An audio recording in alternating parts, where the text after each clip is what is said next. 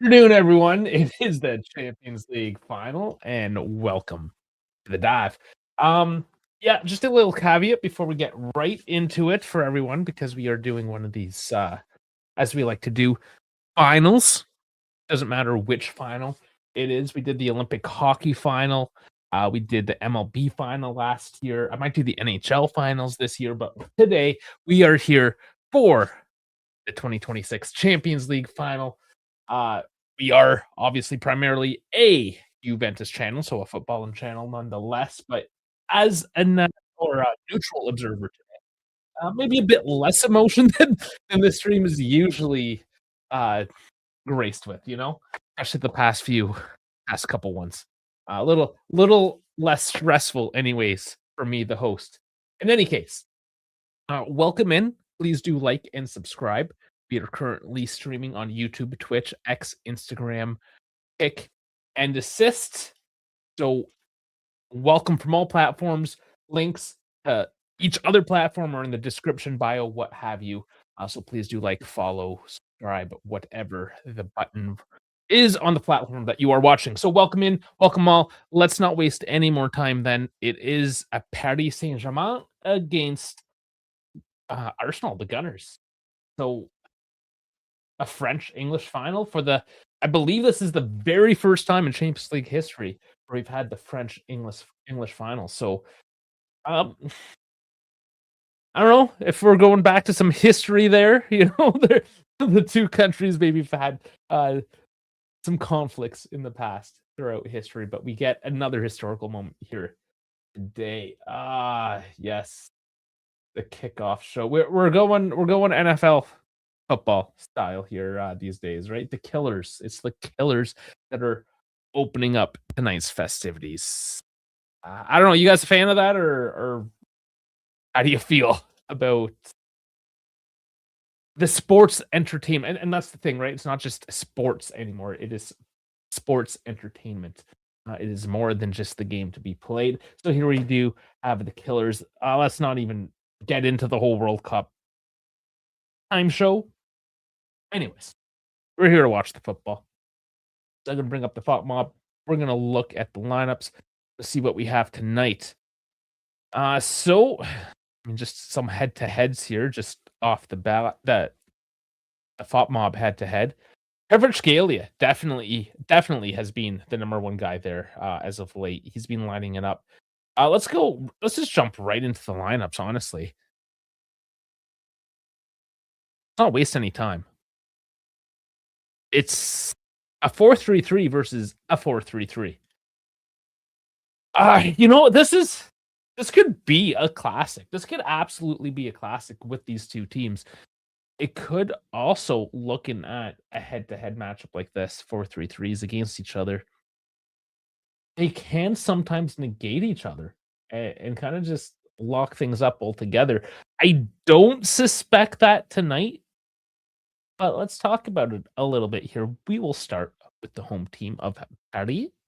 So Safonov in net, goalkeeper uncertainty there earlier in the season, but Safonov getting the nod there overall tonight's. Let's just let's just hope for their sake. That's the thing. That's the thing with Paris, is that they've been able to more or less outscore their opponents. Let's not forget last final against Inter, 5-0. So they haven't had to necessarily rely too heavily on their goalkeepers as of late. But regardless, if Arsenal come in heavy, we'll see. But anyways, that would be maybe their biggest question mark. Paris is the carousel a bit this year in the goalkeeper department. But a back four of Mendes, Pacho, Marquinhos, and Hakimi. Midfield, Ruiz, Vitinha, and Neves. And up top, Kvaratskhelia, Dembele, and Doué. Doué as well, getting 2 goals in that last final as well. This is especially that front three. They're on fire. You got to watch out for them. They're going to come at you hard. Going to the 4-3-3 of Arsenal, then Raya in net, Hincapie, Gabriel, Saliba, and Mosquera in the back four. Okay, I heard maybe Calafiori, but no Calafiori there tonight. Lewis Skelly, Rice, and Odegaard in midfield. Trossard, Havertz, and Saka up top. So each team winning their league. More impressive for Arsenal this year, of course. They have a bit tougher competition. Um, Not to take that away from them because, well, they are defending their title here tonight in the Champions League. So they have proven that they aren't just the gem of League 1, that they can actually come out and win the biggest prize of all. So they're up for the double. Let's talk about that then in terms of the mentality. Yeah, I mean Paris has the pressure, I guess, to defend that title. But at the same time, they were there just, almost 365 days ago, right? Like they know how to do this. Arsenal looking to win their first European trophy here. You know, how that is honestly like an individual psychoanalyst, but I mean, we can't look at each individual player and how he's gonna perform. There's no way to tell what's going through these guys' heads right now. But there's the pressure of defending slash the experience of having been there. Vice, coming in with a fresh outlook, trying to topple incumbent versus not having been here before, right? So that mental game is going to be what's most interesting to see how these players actually come out to the pitch and how they perform under the ultimate pressure tonight. Let's be honest, they haven't gotten here without being able to handle that pressure, but this is the next step. Mikel Arteta did touch on that during his press conference as well, in terms of you get used to winning, and we talk about this, right? When trophies win trophies. When you're used to winning, you continue to win. I mean, with this being UV channel, we can look at just that, right? Win 9 straight, and then the downward trend because as you stop losing, you don't even get those copas, right? You don't get any trophies in the cabinet, and now that winning mentality is gone, and it's hard to build that back up. So that's the momentum now that Arsenal are on. PSG, I mean, this could very well just be another day for them. It's not, but it's become more routine. So I suspect Arsenal is just they're just buzzing at the moment. It's whether they can control that buzz. I think that's the most important thing tonight. It's a final, it's a one-off match.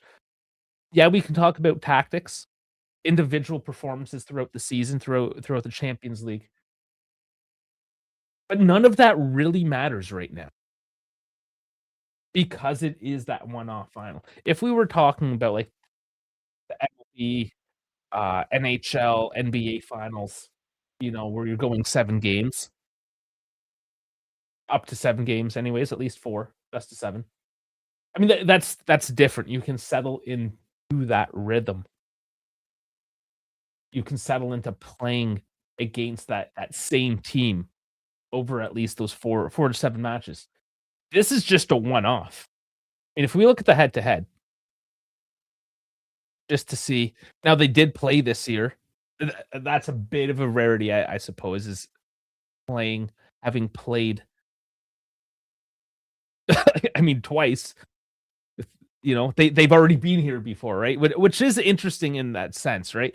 So Paris winning both of those, but again, it's the one-off final. What have Arsenal learned from this? So April 29th, 2025, and then May 7th, 2025. Or sorry, this is last year. My apologies. Last Champions League. So it's still a bit of a rarity to have that experience, I suppose, in the one-off final, because Paris and Inter, just for instance, last year, they didn't have that recency of that head-to-head, right? So it's more or less the same team. Yeah, there's been changes, but in terms of management, in terms of players, more or less the same teams. New year, Arsenal's a better team this year. Both games only done by one. Uh, then they played in 2024, and then you see they go back 2018, 2016, right? So it's there's a familiarity there, at least between these two guys tonight, which again adds into the whole mental aspect. Is Arsenal be like, oh man, a recent performance not so good. If you go back, of course, Arsenal was the better team, but Paris is more recently a successful team, let's say, in terms of top Champions League football. Arsenal is more of that historical team. Of course, Paris getting that big oil money payout there a few years back and building up. And that's something I want to talk about too. Let's go back to the lineup. Because that's what's most interesting to me when you look at the larger footballing landscape and how modern teams are built, how these modern successful teams are built. And I mean, both teams here have offshore money invested into it, but Paris more so. Arsenal, they're both ridiculously funded. Let's be quite clear about that. But it's what Paris have changed and how that has made them finally successful.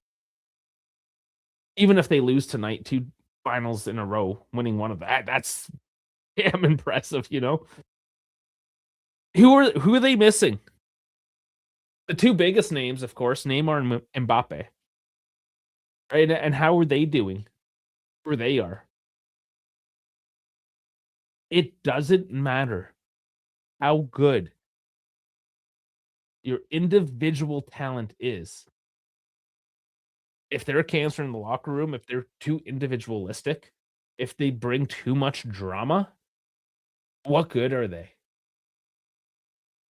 And I mean, just by pure talent of the squad, they did well enough, right? But they became a bit of a meme, bit of a joke. Paris all this money and they can't win anything. Well, now they have.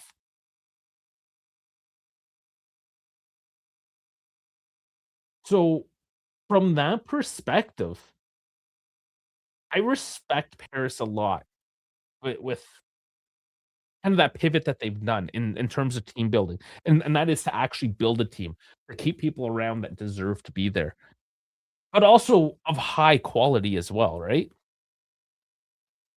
Some of these names you wouldn't lose your mind over. It's not a Real Madrid, and that is the contrast, right? Look at Real Madrid being not successful this year and the drama that has incurred. And who's on that team right now is Mbappe.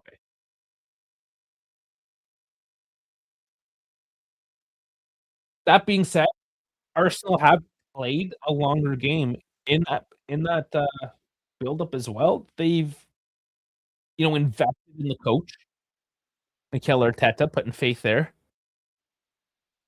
and just yeah, building up slowly, slowly, slowly. Now Arsenal has become a meme as well. They are in that meme phase where they have spent so much money. They have now finally won their league title. And let's say in like the modern era, it's not their first, of course, but you talked about the winning mentality. They're now on that cusp. They are ready to take that next step, right? Do they stop becoming that meme? Because if they win the Champions League tonight against a very strong PSG, against the defending titles, well, those memes go away.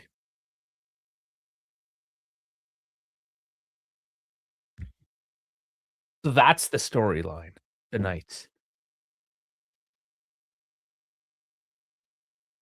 All right, time check. We are right at 12 o'clock. I am Eastern time in Canada, so that is the 5 p.m. of British summertime and 6 o'clock Central European Daylight Time. So I did expect a bit of a delay here. I like to refresh my stream just to make sure it's updated. But yeah, with tonight's festivities, I expect to be at least a couple minutes late here. The teams are in the huddle. Predictions. I like to do this. I just asked my wife for these games because she knows nothing about this stuff. And I was just like, Paris Saint-Germain or Arsenal. And she was like, Arsenal. I'm like, do you even know where they're from? And she's like, no. So but take that for what it's worth. I just like to do that for fun, just to see if she can guess it. Uh, all right, we are about to kick off here. Not much of a delay. I'm gonna get the scoreboard up now.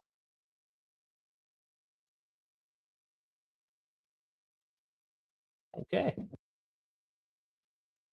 Uh, man, DAZN and their stupid live chat thing. How do I get rid of this? Man, that's annoying. And we do have kickoff. I'm kind of surprised how it just they got on with it quite quickly here. So we're ready to go. Okay, but seriously, with predictions, I'm going to have to give it the Bears. I just think they've been that good. Like on paper, for sure, I would say they probably have the better team. I know people might come at me with that. They are fairly evenly matched, let's be honest, but at the end of the day, I'm gonna give it to Paris. An early little hit there on Assard. Getting after it early. Yeah, get in the comments. Join the conversation. If you have any predictions for today, any feelings, if you're a Paris fan, if you're an Arsenal fan, I know I keep on saying I don't know why I don't say PSG. I'm rolling with Paris. It's just deal with it. Yeah, how do you feel? Are you neutral? You're just here for the ride.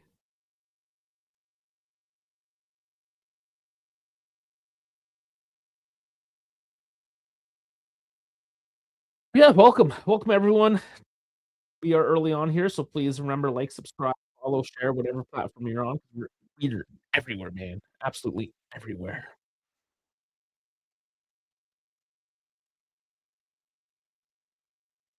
So kickoff. Safanov coming up for Paris.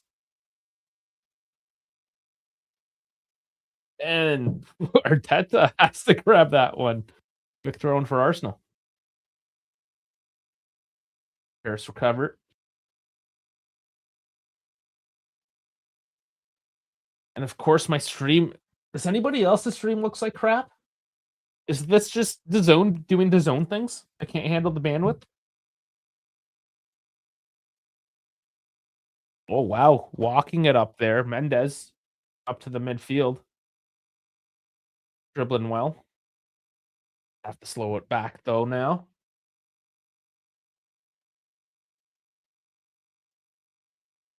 Just slowing it down for the moment. Arsenal do well under the pressure on the press as well, so that's going to be interesting. Paris careful not to overcommit to that as of yet.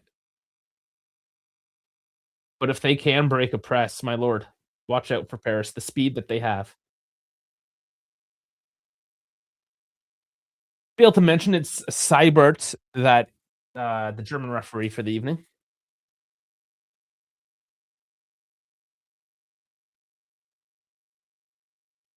Weather conditions quite nice as well. 24 degrees and sunny. The stand near perfect. It's going to cool off, of course, in the evening. It is currently 6, so towards the end, it's going to probably be a nice, like, very comfortable 20-ish degrees.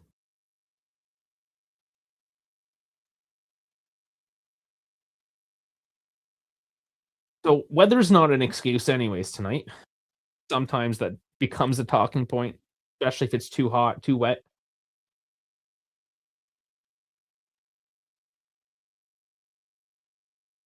And it's the Puskás Aréna in Budapest, Hungary. Capacity 67,889.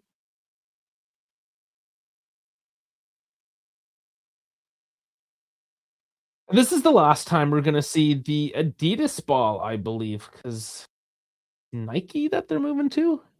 Was it? They are changing the ball, though. Gotta look that up quickly.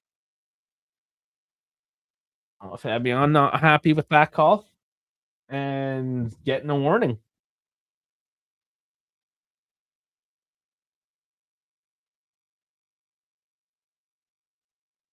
Yeah, it is Nike. It's the final Adidas ball. The 2031. Okay, there you go. And it's going to look different because Adidas own the rights to the star panels. Of course, Adidas. Oh, Havertz loose in space. Ball brought over the top, and he sees it. Well, he puts it in. He shelves it. And it's 1-0 for Arsenal. Oh, man, that turns things around early. What a nice feed to Havertz. Let's look at that one back. I'm interested to see who he got the feed from down the left side. I don't even know if Safonov would have been able to save that one. That was very well taken.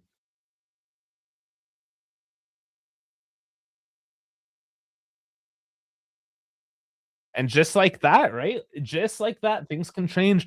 And I am noticing as well. Hold on, we do have the replay here. Oh, very interesting. So both attempts to get the ball forward were deflected, which made it hard for Paris to track. So Marquinhos goes to clear and cannot. And it falls to Havertz. Ooh, Safonov could have stayed bigger there.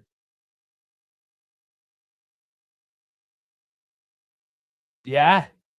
Didn't get his that's hard. He could have possibly done something to save that ball, but he kept low and the ball just went over him.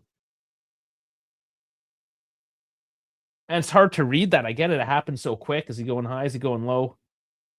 It is harder to shelve it like that high. So he's beat regardless. Lewis Skelly down. Gonna get fiery here now. Nice early goal like that. 6 minutes. That's gonna at least for the next little bit, things are gonna get spicy. Love it with the early goal. Another look at it. Yeah, just raises it over his head.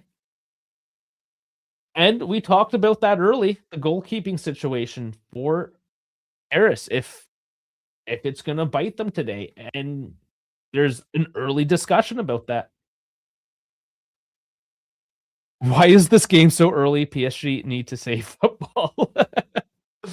Well, yeah, it's 3 hours earlier than it normally was, and I didn't actually get the reason for it. Let's look that up, the actual reason. I just heard that people were upset about this time change. I don't know if there's much in that. They just came together.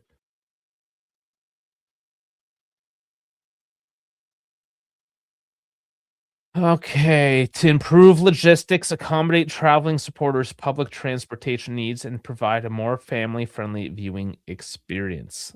This earlier time slot also captures a larger global television. That's what it is. It's particularly Asian markets. It's money. That's all it is. You can try to give like logistics and fame. No, it's the money. Okay, counterattack coming up for PSG. Not accurate enough. Arsenal defending in numbers. Hakimi running back on defense gets there. Anthony, I wonder how many players have scored for 2 different teams in CL finals. Havertz is one of them now. Let's see.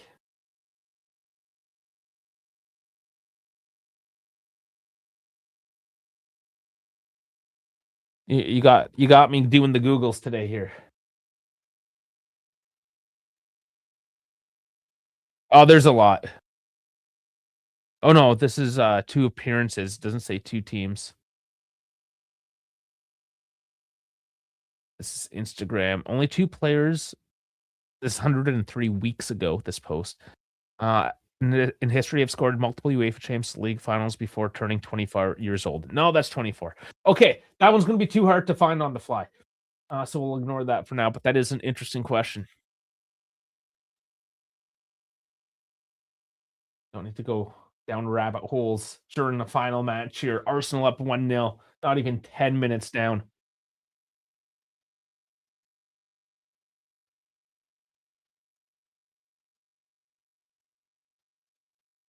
That ticker's not supposed to be on. Sorry. Clear that up for you.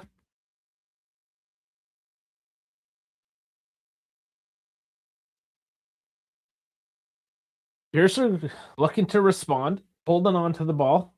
I think it would be smart for them to slow it down right now, ebb those emotions, take control back. Because the possession is currently 65% for Paris.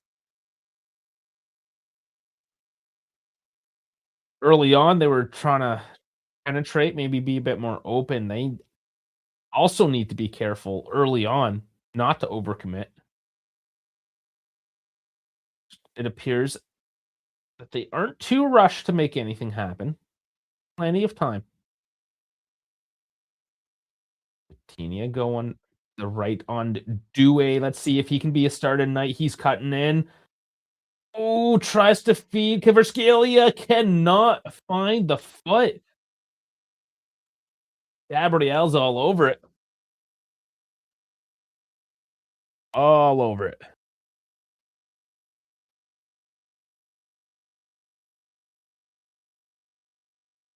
Boys are going go-karting today, too. I'm missing that. I thought this was on Sunday originally. I'm like, yeah, we're going go-karting. And then I was like, oh, it's on Saturday. You're so used to big games being on Sunday as well. That's the other thing, like having the Champions League final on a Saturday over Sunday. Like personally, I think it should be a Sunday. But also, if you're talking about making the most amount of money, this is probably a better time slot.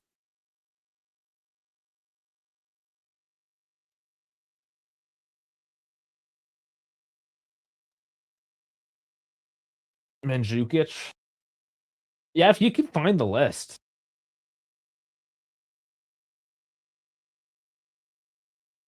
You can find me a website even. Link it up. I'll be able to show it.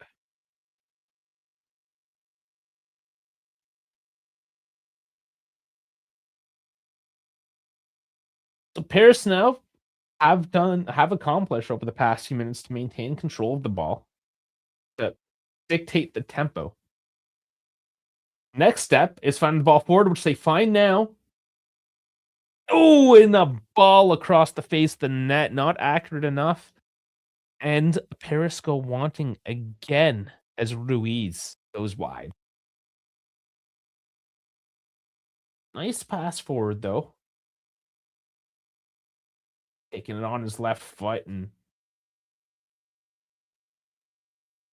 Rhea doing well to lift that arm out of the way, not to get a funny deflection, knowing that the ball's quite obviously going out.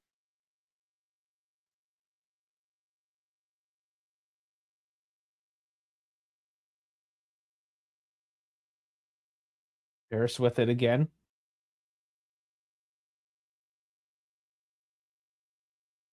This will be interesting to see how it develops if Paris maintain a lot of the possession. How much they can kind of wear out and frustrate Arsenal. And if they end up getting some silly fouls, making mistakes as a result. Play the long game, perhaps. And what I did want to mention earlier, just as the goal was happening, a slight variation of the 4-3-3 for Arsenal. It's a 4-2-3-1, which makes more sense with Odegaard going into an attacking midfielder role, playing off of Havertz.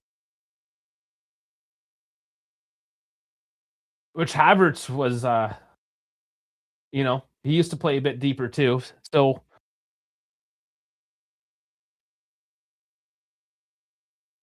kind of playing with a double fat false nine, perhaps. perhaps, an interchange. Two runners into the box.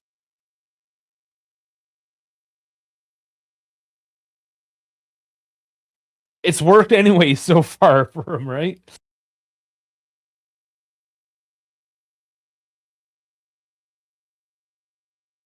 That's exactly what happened with Havertz. He was just up there ready to run, ready to pounce. A bit lucky with how the ball did fall to him. But you gotta be there, you gotta be in position.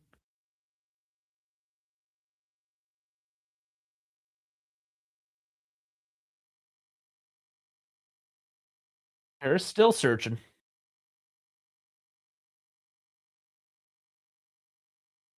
Looks like they're favoring Doué on the right. That was actually Hakimi, sorry, but the right flank regardless. And the overlap, and Hakimi wins a corner.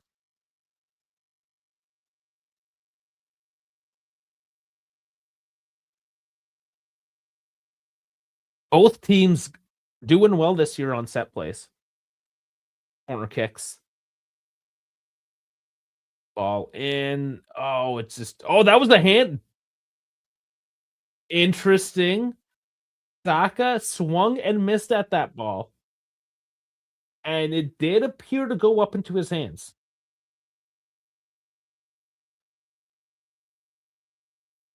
They might have to look at it. They're probably looking at it in the VAR room as we speak.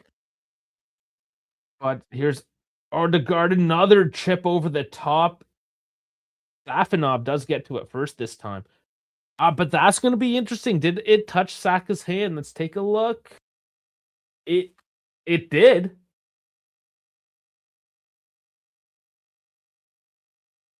It was a deflection. Oh man, and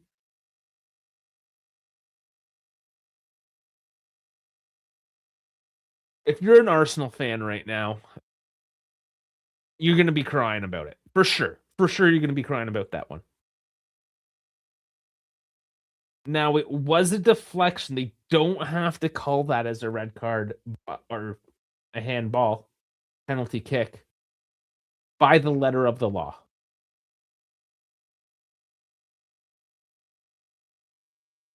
Because he was not trying to make his body bigger. It was a deflection. And in the spirit of what the rule is, I can't be too upset with not calling that one.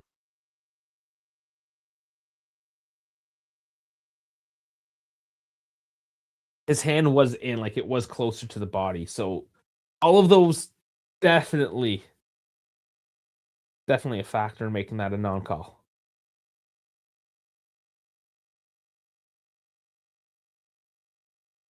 It is still Paris, though.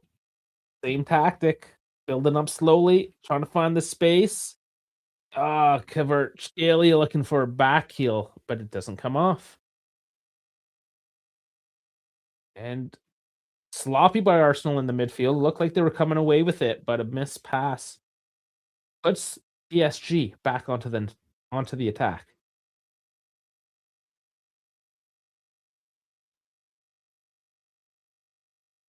Working the left side this time, and Doué is taken down. Arsenal now, can they come out of this pressure?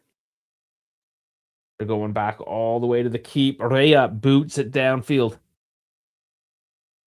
Havertz can't get the head onto it, and Paris will recover. Booted down forward. That wasn't going to work out. Doué was still offside. Hakimi up in the number 9 position right now. What's he doing? PSG with 3 defenders at the moment, as Hakimi is still working his way back. Bettini is trying to cover some space there as well. Still don't. Hakimi is walking. He's pinched up high though. So Hakimi's instructions are to go forward. He does play as more of an offensive fullback. Sorry, I'm tripping over my words here. He's playing as more of an offensive fullback at the moment. That is how he likes to play. but they are leaving space at the back. They're effectively turned into a back three.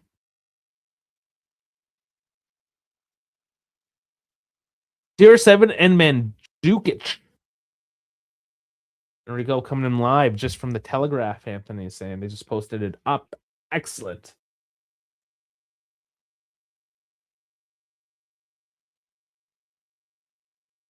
I guess CR7, he has played for would have been Madrid and it must have been Man U.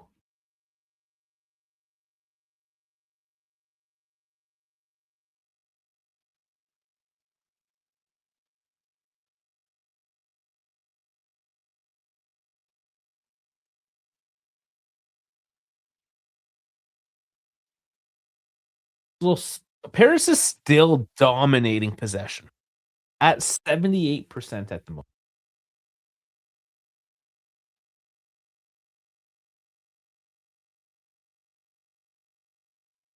And they find Route 1. It's there. I mean, they got the players to be able to do it.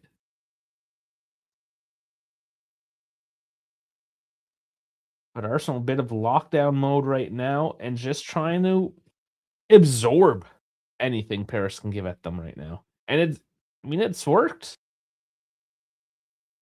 Dropping down deep. Not parking the bus, but just a good solid 4-man in the back formation. Rest of the team coming back in support. Boxing them out, keeping them out long and wide, essentially.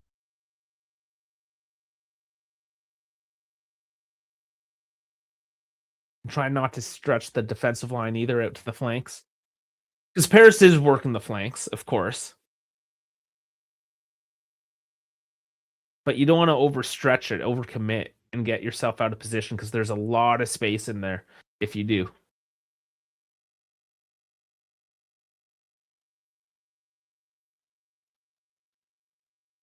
Seibert doesn't like how quickly that throw-in was taken.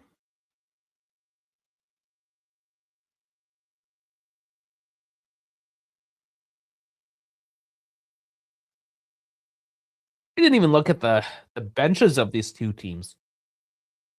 But quickly, keepers Chevalier and Marine for Paris.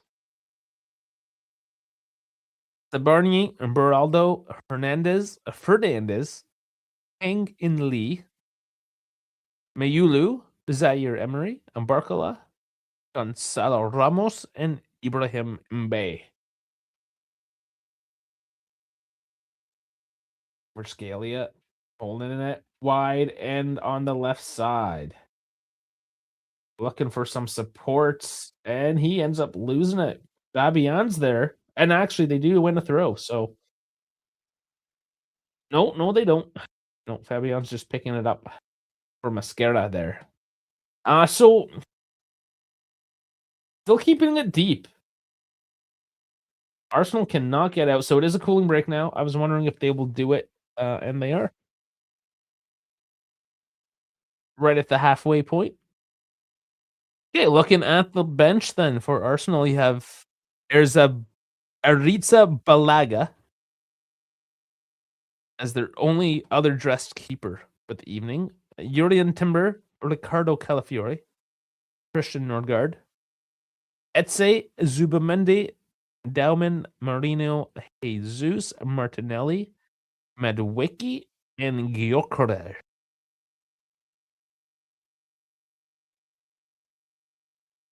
In terms of the bench, I think Arsenal has a little bit better depth off the bench as well. Like more higher class option, if you will. And again, that's not to diminish what PSG have. I do think Arsenal take the edge in that regard, which will play deep into this game, especially as Paris is just wearing themselves out more so than anything else. It should be. Oh, there's a Macedonian there. He's got the Arsenal fan with the Macedonian flag. I never saw the result. Bosnia was playing Macedonia yesterday. I was going to watch it and then didn't. Horrible of me. Let's take a quick look. Oh, 0-0. Okay. Well, maybe I shouldn't have watched it then. Okay. No, Anthony knows. Jesus. You know everything.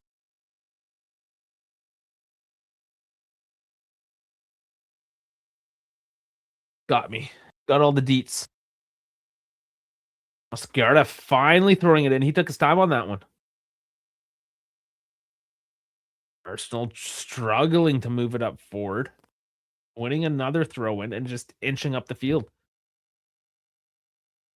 Harris has made it very hard. Now, if Arsenal didn't score that early goal, again with a bit of a lucky bounce, would they be that comfortable sitting in defense at the moment, not getting any possession? Nice run up though, building up right from the defense. Saka has some work to do out wide, centers it, loose ball in the box. Hakimi comes in and clears it out. And Safanov is down, holding his head, so stoppage of play, head injury, and his legs flailing. This might actually be somewhat serious.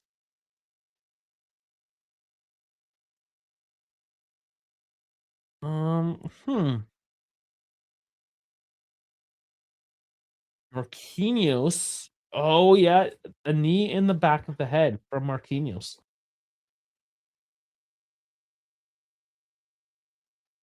So more goalkeeping drama now. If this if Safanov is seriously injured,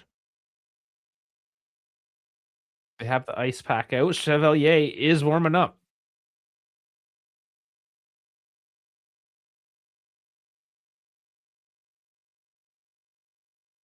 That would be interesting, yeah, because basically Chevalier was supposed to be the brand new boy in the goalkeeping department for Paris, and essentially just sidelined.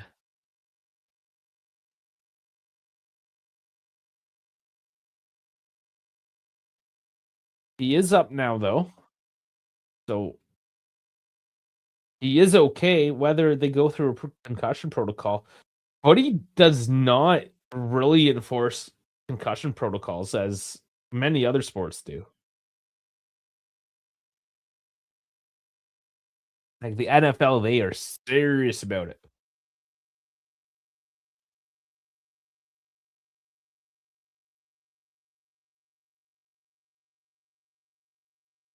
And with the cooling break and now this injury, there has not been a whole lot of football the past 5 minutes or so.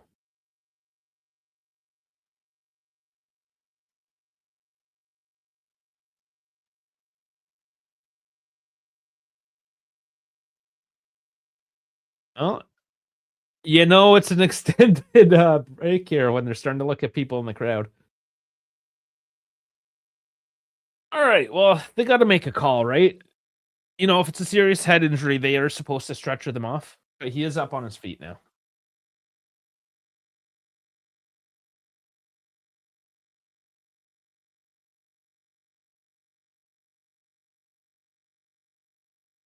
Fixing his ponytail.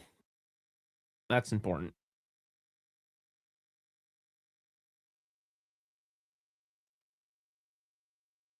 It will be a goal kick as well, so we are literally just waiting for Safanov to get his life sword back out here.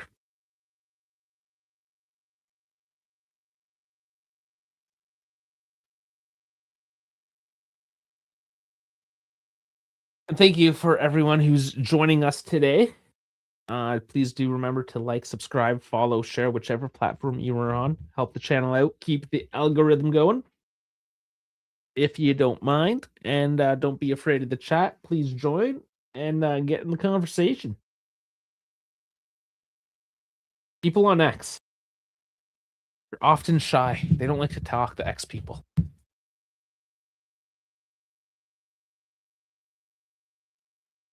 X are they're very wordy. They're very wordy on the posts, but for some reason in the live chat.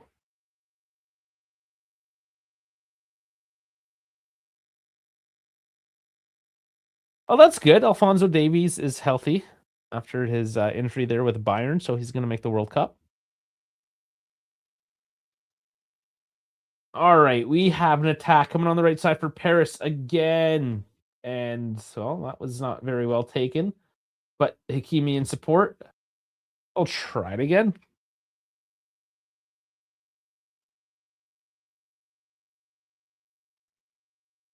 Vitinha always there to control the play. Ball in, headed out. Paris just probing.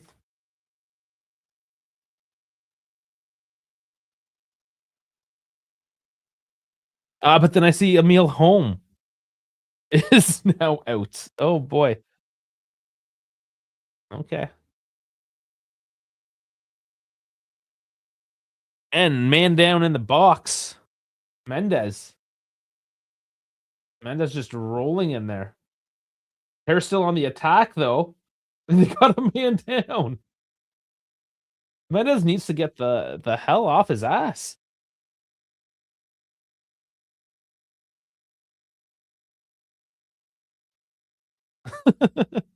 Saw the score. Okay. Gotcha. Checking scores.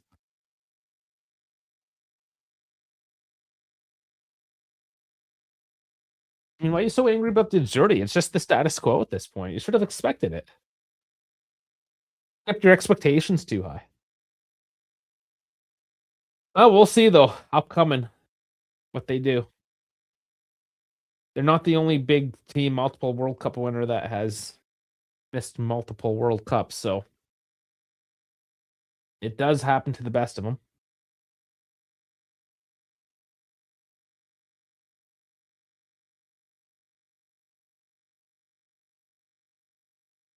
We're 2 weeks out from the World Cup, and they're. Oh, I was just reading today, at least for Toronto, the Canadian matches. And I know it's true in other stadiums in the U.S. and Mexico, but none of the 6 games have sold out. And the first game is Canada's first home World Cup game, and that's the one I'm looking to get to. But the starting price is $1,300. I'm just hoping they get desperate and have to drop the price off because it's clear they're not selling, and there's not much appetite for it.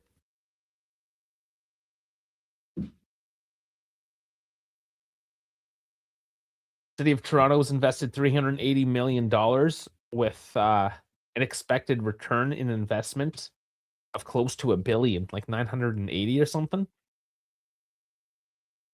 But now all that's happening without the stadiums full is it's a detractor now because people who normally would visit Toronto during that time aren't, because they're getting scared away with all the congestion and the inflated prices, like for hotels and everything.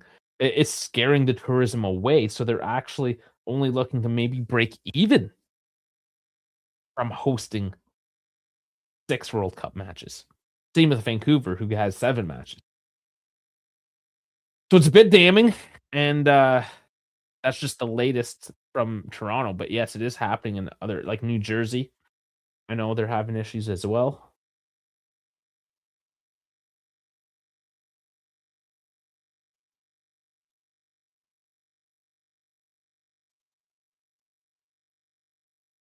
Paris just still trying something, and that effort.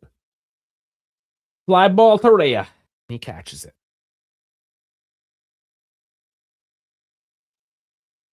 Strong tackle. Coming up the right for Paris again. Bad delivery. Even not many people that follow the sport in Canada don't really follow Canadian soccer. You bet if Italy was playing their opener in Toronto, it would have been like playing in Rome. Perhaps. But that would have just been one of the games.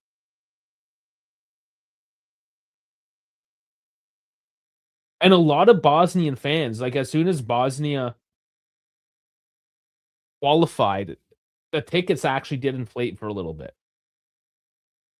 Because there is, I mean, It's still Toronto. It's a city of 6 million people, not to mention, all the surrounding areas and the country as a whole. Like, the Bosnians are showing up to that. But, I mean, it's expensive. I have a couple Croatian buddies. They'll be playing in Toronto against Panama, an even cheaper game. It's like $300-400 cheaper to watch that game. They'll be showing up.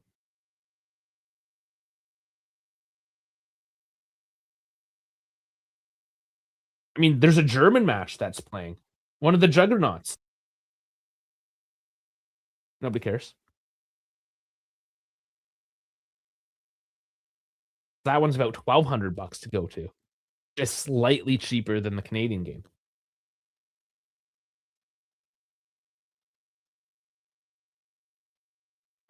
There's so much Arsenal hate. Egan, you're a Liverpool fan, though. So, I mean, if I'm not mistaken, I'm pretty sure you're a Liverpool fan. It is quite interesting, though, because a lot of people don't like Paris. I think a lot of it had to do with the fact that you have your Neymars and Mbappe's as well, but seems like there is a bit less hate towards Paris and just more overall to Arsenal. PSG has, for the most part, been completely in command of this game, but you have a dead ball for Arsenal delivery and headed up high.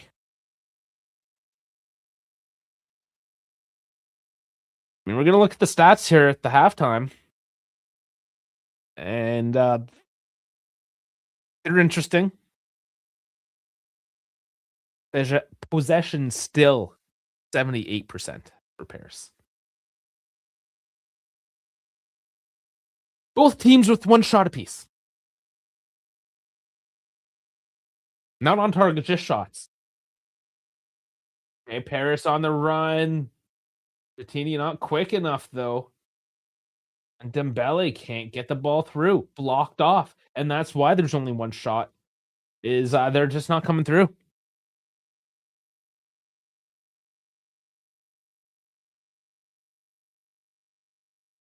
Yeah, there's some truth in this. Oh, hold up, though. Paris still trying to come forward with it. That's got to be a foul. Nope. Must have been clean. From behind. Arsenal win it.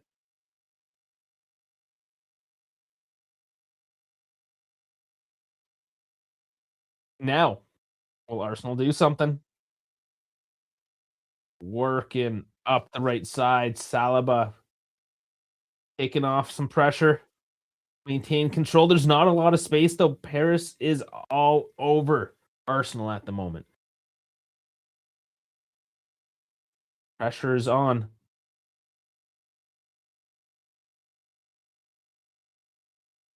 Arsenal fans speak about a lot of nonsense.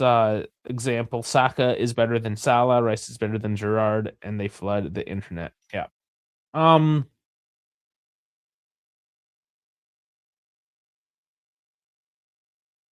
The interesting thing is there's a lot of very bad fan bases here to this channel.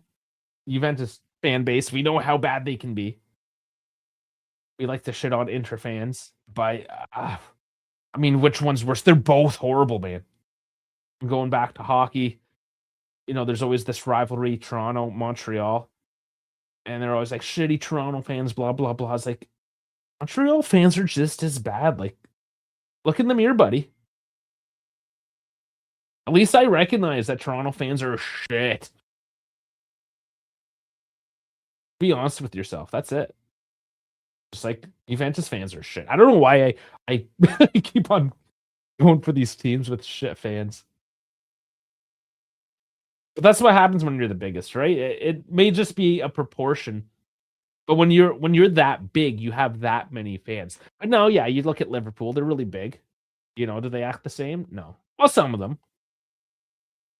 It's the percentage of that fan base per capita, I guess, is how we have to look at it. They're still trying to put balls forward, but nothing's coming through.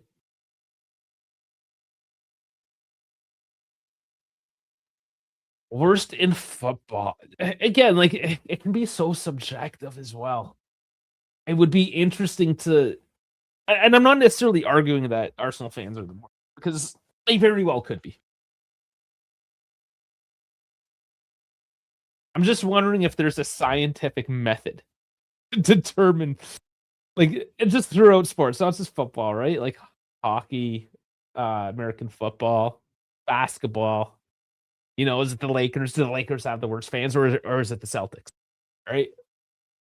For instance,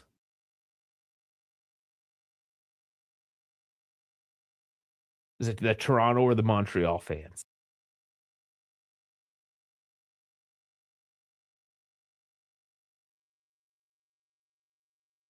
Because I bet you, just as a thought experiment, if Madrid sucked for the next 20 years and didn't win anything, would their fans not be just as annoying and talk about the glory of 20 years ago?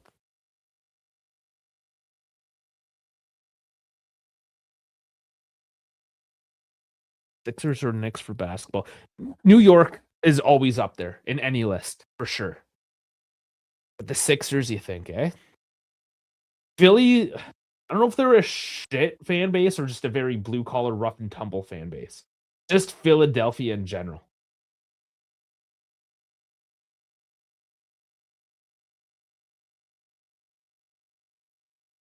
Because the Flyers fan base. I mean, you remember Ty Domi fighting a Philly fan in the playoffs, like 97 or something? But he fell. He was drunk and belligerent and fell into the penalty box. Ended up getting kicked out of the arena.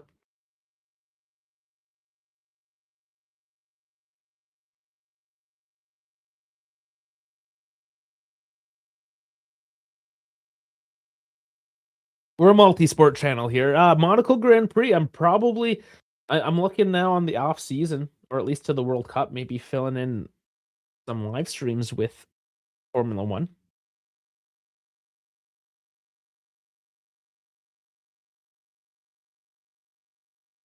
Monaco race is the most iconic.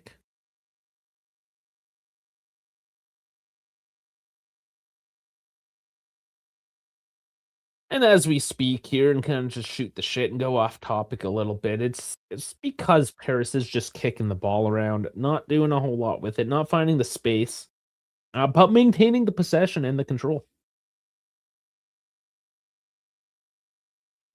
Keeping in Arsenal's half. Arsenal's third, really. Keeping it quite low.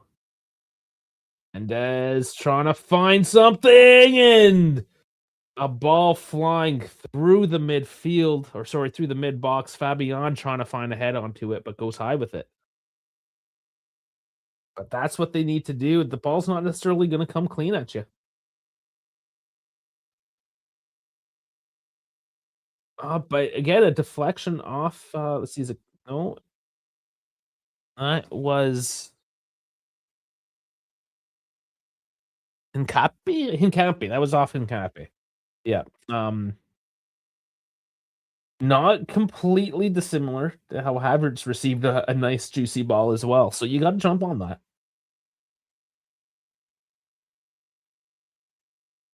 Oh, you went to Monaco in '08, eh? Fuck, that'd be cool. I hear the atmosphere in Monaco is really what seals the deal. Like watching the race itself on TV isn't the greatest. It's just not suited for the modern cars. Might be a little bit better this year. And they're taking away any boost mode nonsense battery crap that's ruining the sport this year. Just because there are no straight lines or any high speed areas, and it'll be too dangerous. So it won't be a battery game, and it's going to be a chassis game or so, which everyone says it should be Ferrari's first win. We'll see. Space there on the left. Kvaratskhelia running back. That space just gone away in moments. And Belly just trying from the edge of the box. Well off target. You kind of have to try eventually, right? There, I'm already looking on. He does not look very entertained.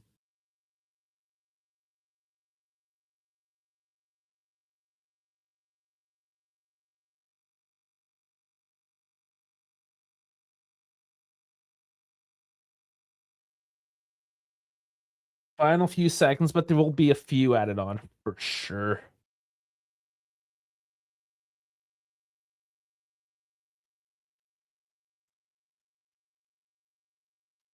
And it's Arsenal looking for maybe a late one. 6 minutes.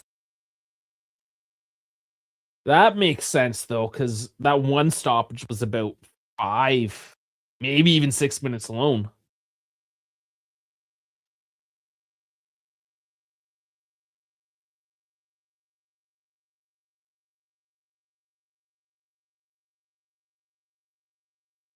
Frustrating half though, from the PSG perspective. Arsenal, I would imagine from a fan perspective, they're not sitting very comfortably right now either. I like sitting in the neutral, it gives me at least the clarity to see that that Arsenal are doing a fairly good job at managing this pressure and just holding PSG back. They don't look like they're nervous. Should they be? Should they be wanting a little bit more, looking for that second? Or are they happy to just take the sting out of PSG's attack altogether, despite all of this possession? It's very lopsided with that regard. But they haven't done a thing with it. Even here now, they're struggling. They can't find the ball. Arsenal are just all over it as we get into the extra time here. They are defending just a little bit deeper, a little bit tighter to ensure they go into the half in the lead. Speaking of Liverpool as well, since we were kind of on that, Arne Slot is done.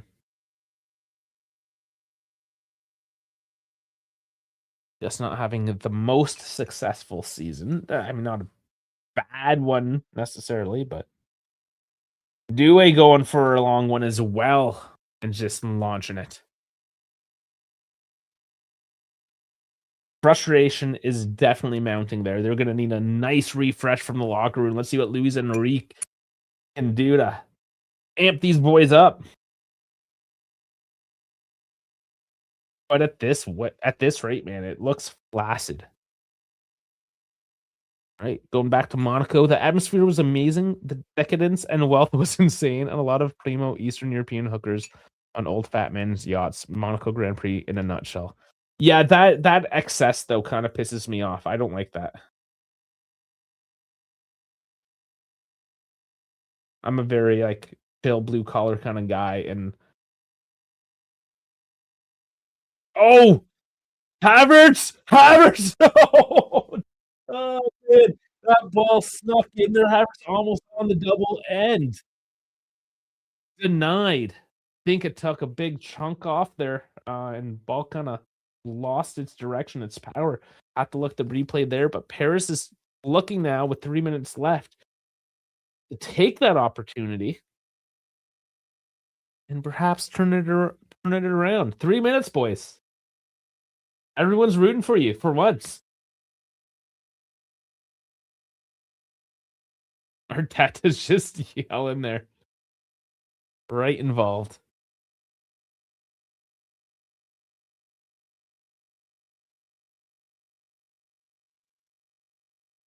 And that one goes out.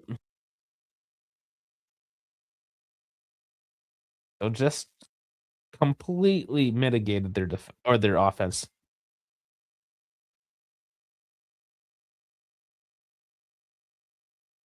Slot did a good job in his first season, but how do you spend 450 million and down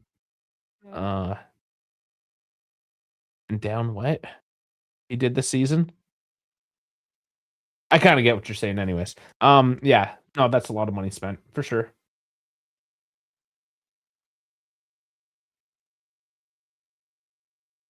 But that's the Premier League as well. Generally speaking, right? Because how many years have Arsenal done the exact same thing and didn't win? It's gotten out of hand, is what it is. It's just completely out of hand. Most especially in the Premier League.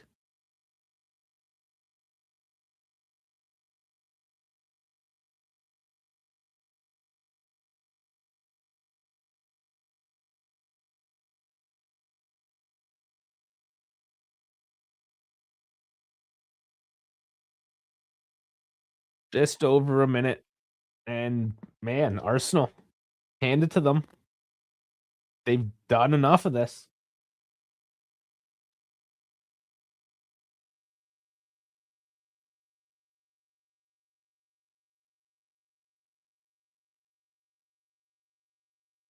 Let's look at this again. Yeah, Marquinhos got right into that one. That wasn't even close at the end.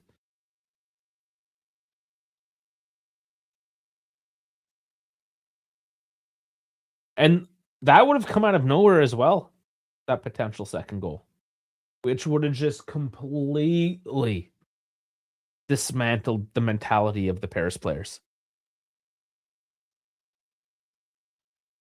After otherwise dominating the whole half.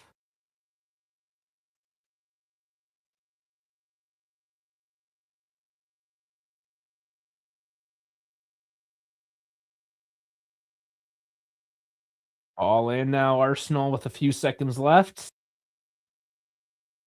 A heavy challenge. Heavy challenge. Havertz looking for something, but Cybert's not going to bite.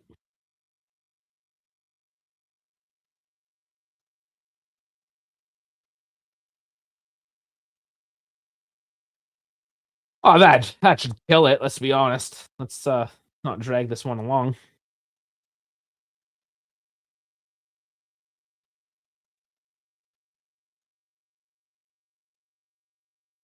Six and a half minutes now.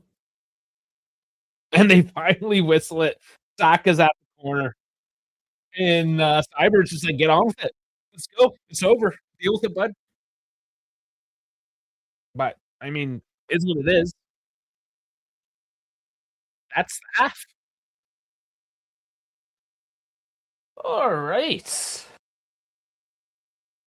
Not the most entertaining, uh, maybe from just a pure sporting aspect of it, but quite honestly, I love what Arsenal did in that half. It sucked, and that's kind of the point, if that makes sense. Just completely mitigating anything from Paris. Let me get the FOP mob up. We will look at the numbers.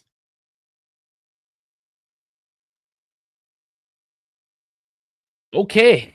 77% for Paris, the possession. That's hefty. Peaked at about 78. XG 0.26 to 0.24. Nothing really. Total shot 6-2. So finally, the last few minutes, they started shooting. Were they good shots? No. But they started shooting. So 6-2 on the shots, on target 1-1. And that's what's damning. And that last shot was Havertz again right at the end. Sure, that's what they're calling. Yep. Both shots from Kai. Look, Paris. Fabian Louise, Doué, Dembele. 3 players decided to shoot for Paris. Touches in the opposition box, 15-4. That's something PSG did, at least, is get it down low. They just can get rid of the ball in any meaningful manner. Big chances, 0-1. Big chances missed. Oh, there's your goal. Passing, 306 at 89%. Not bad at all. Wow, speaking of F1, Carlos Sainz is on a L'Oreal for Men commercial. I was not expecting that. Cool. Okay. Accurate passes for Arsenal. 66%, 69 passes. I almost feel like we're playing a Lecce or something. If you when Juve play a Lecce and they just get one cheap lucky bounce, smash it in because the one guy's having the game of his career. Their goalie is playing like prime Buffon, and they just shutter the fuck down. That's it. Park the bus.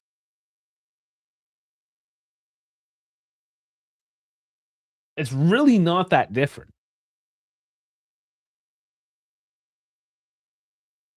So looking at the numbers, Etinia works himself into a 7, highest rated player for Paris. Everyone in the sixes. So they're just not doing enough. It's negative possession. Even though it's deep in Arsenal zone for the most part, none of it is productive.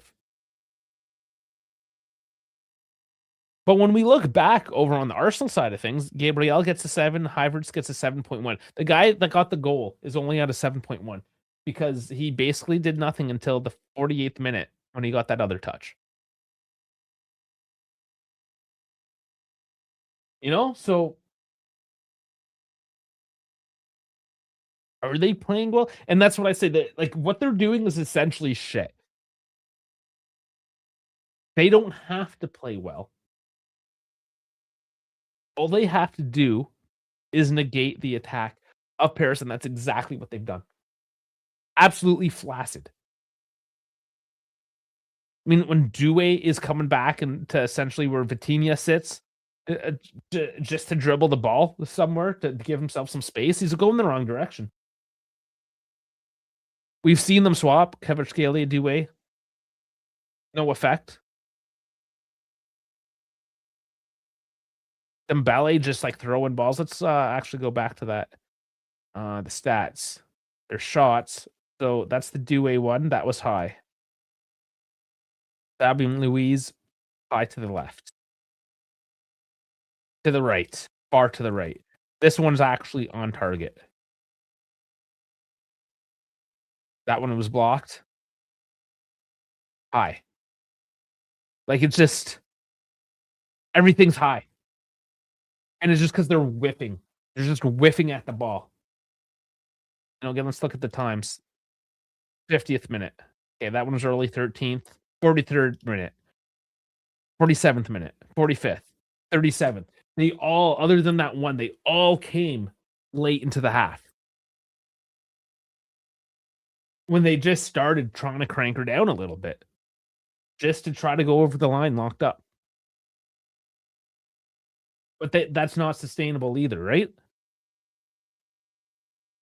If these guys, like if Due and Kvaratskhelia cannot find the space, if Dembele can't find the target,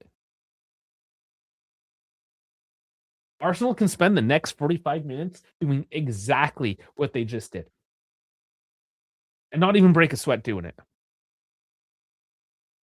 And judging by the Arsenal hate people, I imagine there's quite a few people out there not really enjoying this a whole lot, right?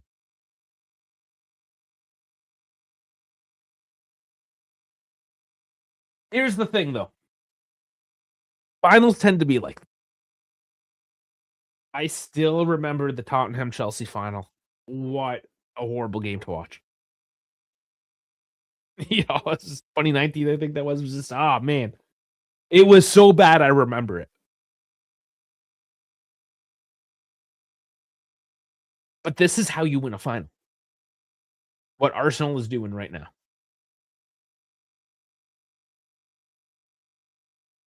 Now, this is Paris Saint-Germain we are talking about. Luis Enrique to be in there right now. Who these guys apart? Absolutely tearing them a new one. If that fire gets lit from Paris, it could be a watch the hell out there, Arsenal. Like they could turn this around.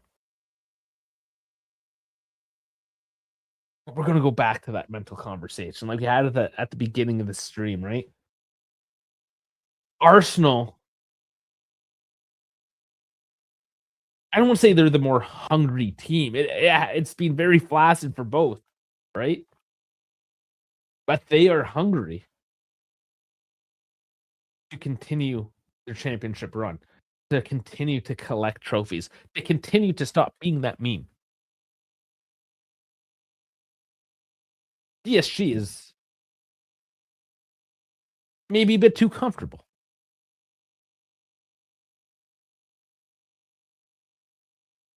Let's find out. Like, I need to see a response from Paris. They need to open this game up. If with their lineup, with these guys, if they cannot find a goal against Arsenal, I will be absolutely shocked. Let's look at their benches again. Let's see what they could potentially put on. The strategic the strategic phase of the game, if you will, around the 60th minute or so, where the coaching really does come into effect. I'm gonna just go past the defenders there. I'm gonna assume they're gonna want a little something fresh on attack. Barcola, I would say for sure. So your Emery maybe goes on, or as it would be Vitinha, perhaps. Vitinha has been their better player, though. Maybe he replaces a Ruiz or a Neves. But he's not going to be your best attacking option either, right? He's going to control the ball a little bit better, but might be what you need deeper into the game. Gonzalo Ramos and Ibrahim Mbaye. I expect if it's still 1-0 deep in this game, throw the attackers at there. With I just want to say, like, take this bottom of the list. Bayulu, Pierre Emery, Barcola, Ramos, and Mbaye will be their substitutes. Or they somehow, I mean, that could all change. But as of now, we're gonna assume the status quo as of now. Obviously, they have their defensive options as well.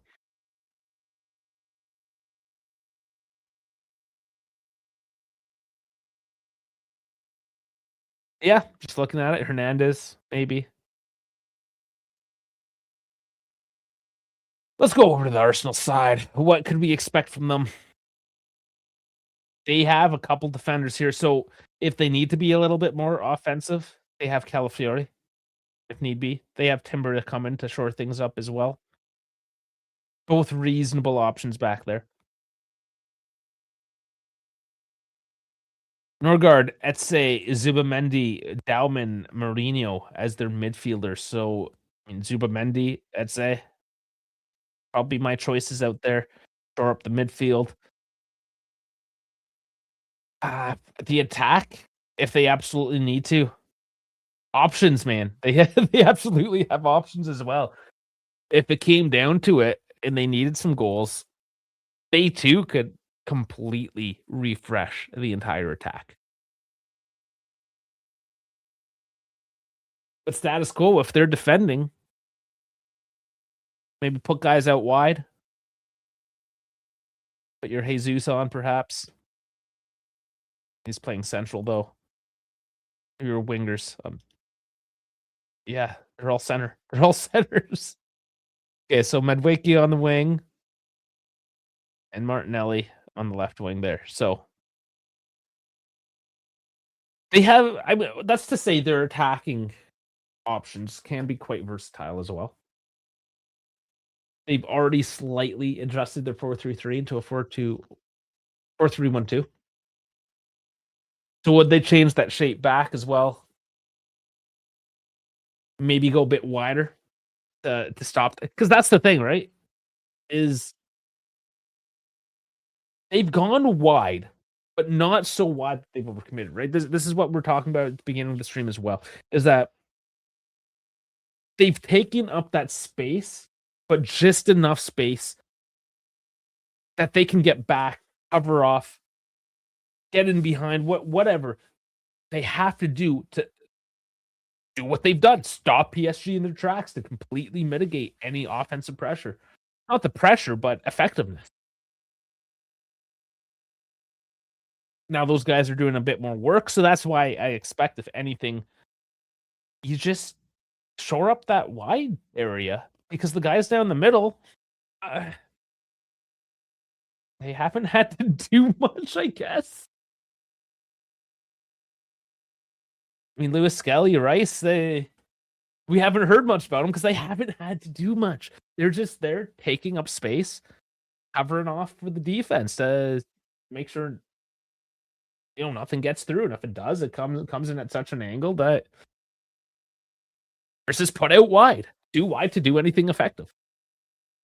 Balls aren't coming in. Everything's high, everything's long. Their shots, their crosses, everything from Paris has, for the most part, been completely off target right now. You're making it difficult for them. Arsenal is keeping them outside and wide, and their shots have been outside and wide. Textbook. It's textbook, man.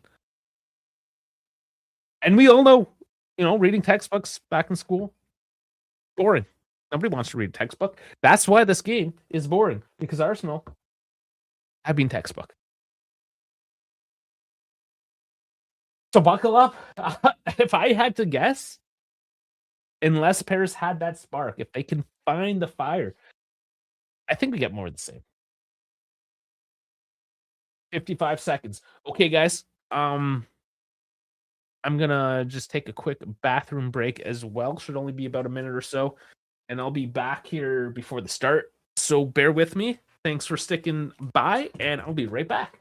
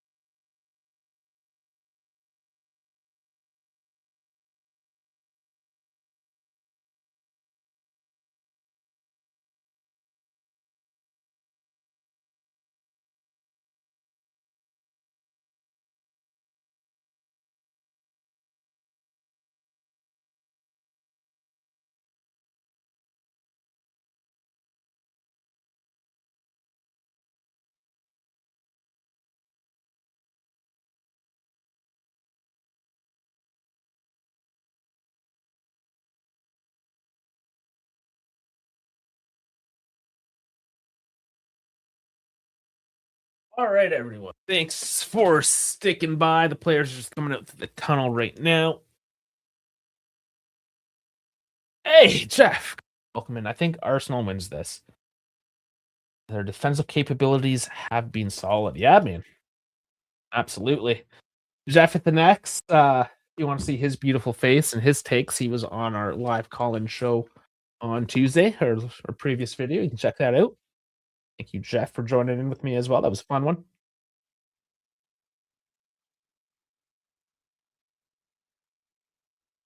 They do take the field. I talked to Dash and Dave as well this morning, seeing how they're doing. Dave is in Croatia on holidays, and Dash is working like he always is. So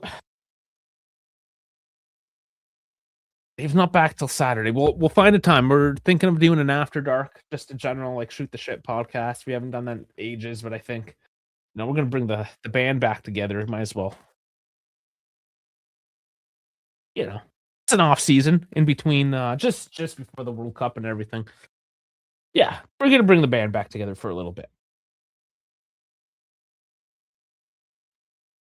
All right, this is it now. Second half, and we're going. I realized too, I did not set the time of this stream. What is wrong with me? Whole point of having the scoreboard up.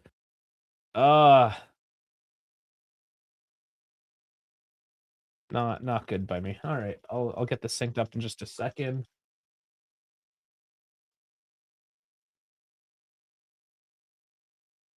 There we go. Now you got a score, you got a time, and there it is on screen. All right, sorry about that. Scoreboard is actually updated with time and score.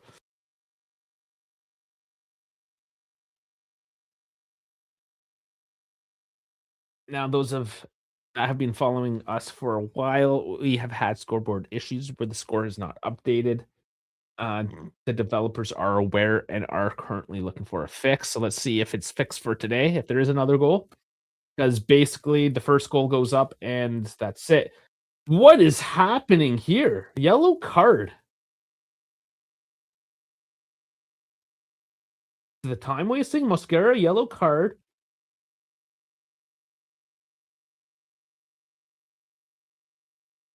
I didn't have my attention to screen there. I missed exactly what happened. If it was time wasting or if there was something else that Mosquera was doing with the ball. The chat could help me out, and that's the problem. Sometimes I'm looking at the chat, not the actual game. I missed a key point.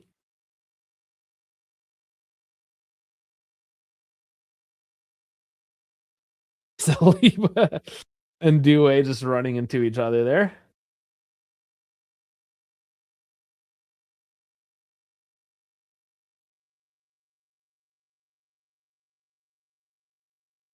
Camera angle looks off, doesn't it?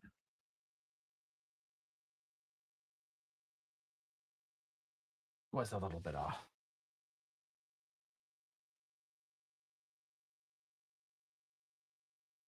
Ball in for Arsenal. Cleared off well for Paris this time, but still Arsenal. And I haven't had to talk much about these guys here, really, have I? In terms of possession and offense.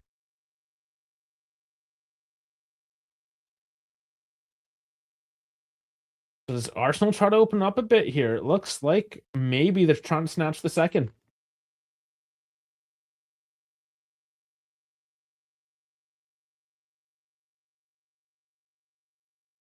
Trying to change that possession stat around now on Paris. And they're the ones currently in control. Currently not in control. Little sloppy through the midfield, and it will be a throw in for a PSG. Taken quite quickly.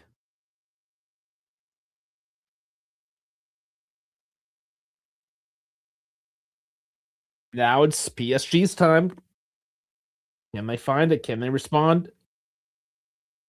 Can they maintain at least the same control as they did the first half? Currently, negative possession. Arsenal pressing on, forcing the matter, but I think that's just temporary now as PSG do run forward. Looking for the space. There isn't much of it. Oh, but there's just enough. Oh, and Coutinho trying to run onto the ball. Surprising that they did find some space in there. Arsenal keeping quite tight. Like I said, there's enough space that you can find a bit, but it's just enough, you know? And that's why I'm hesitant to say Arsenal has parked the bus. Because they are still quite dynamic. And they haven't collapsed.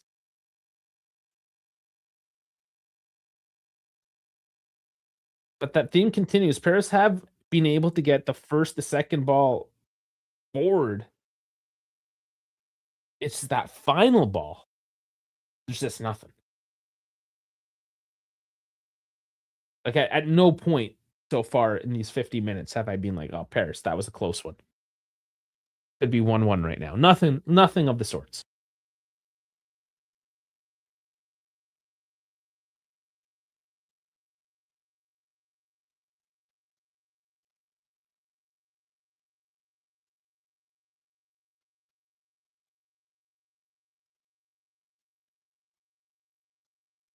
And he's just holding it right now. Kind of egging Arsenal on, it seems. Getting them to commit a little bit. It seemed to have worked out as they continue to move the ball up. Belly, he's on the right side. Nothing, man. There's nothing. All the way back to the keeper, and Paris just have to reset this and try. Just try again. Nothing is coming through. Yeah, another comment. Harken the same sentiment here from BJ. Arsenal have a solid defensive structure. Yeah, they're locked in today.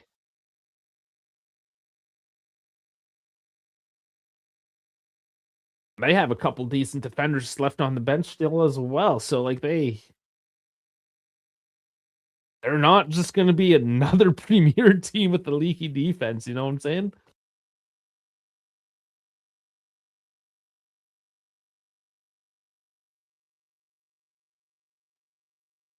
And that's more so to say, not that the defensive players in the Prem are bad. It's more so the tactics that they employ, right? It's a little bit more opened up, higher scoring, run at things than most certainly like an Italian football.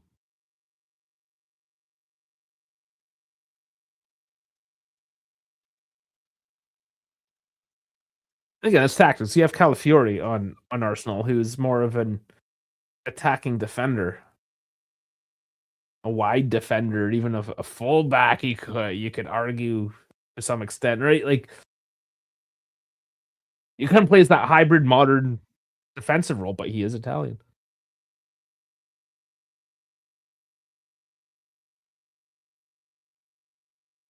And I suspect he would, depending on the manager of the team, he would move between a center back and a fullback.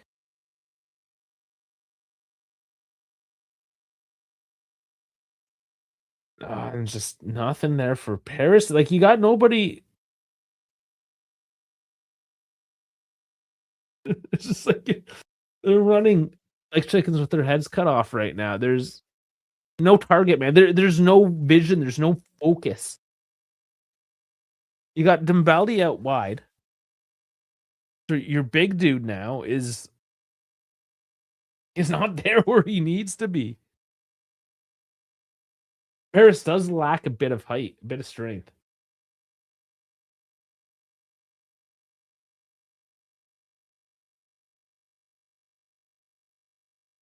And another comment as well on how well Arsenal's defending here from Mugi Warren Lu. I can't.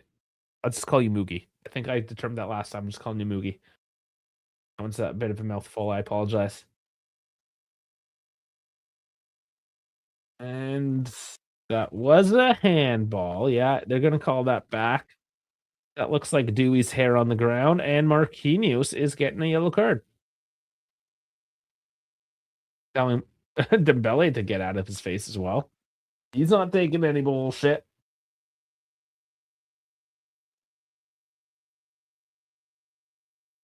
So Saka. Hmm.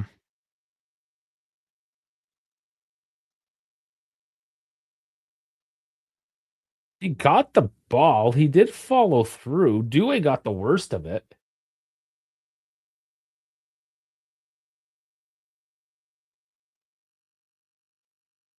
And Saka gets the yellow card. He must have said something.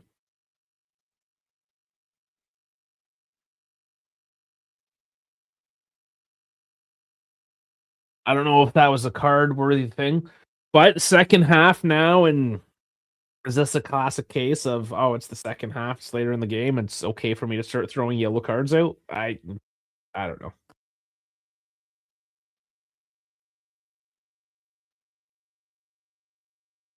Quite a decent position for the free kick.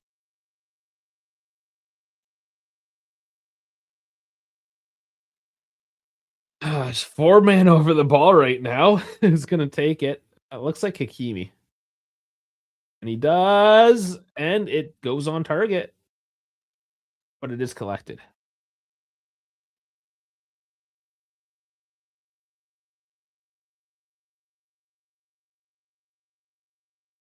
Arsenal now just trying to boot the ball forward. And I'm telling you, it's like playing a low-tier Italian team at the moment. Any low-tier team, I guess, has somewhat similar tactics like this. Sit deep, dump the ball forward. Arsenal backline is just so deep, not allowing PSG a fast breakthrough. Feels like they wanted it to go to penalties, but got lucky with a goal kick. And that's hard to say for sure because the goal happened at the 6th minute, right? I would have Arsenal had that game plan, which is sitting deep and going for penalties. It's hard to say 100%. But perhaps maybe that was the tactic all along. And yeah, sometimes you do just get lucky. And that's why I say it's like a low table team. You got to be ready to bounce on those errant ones. And they did. That was a very lucky bounce to Havertz, that's for sure. And when a ball bounces to a Havertz like that, it's going to be very hard to stop him.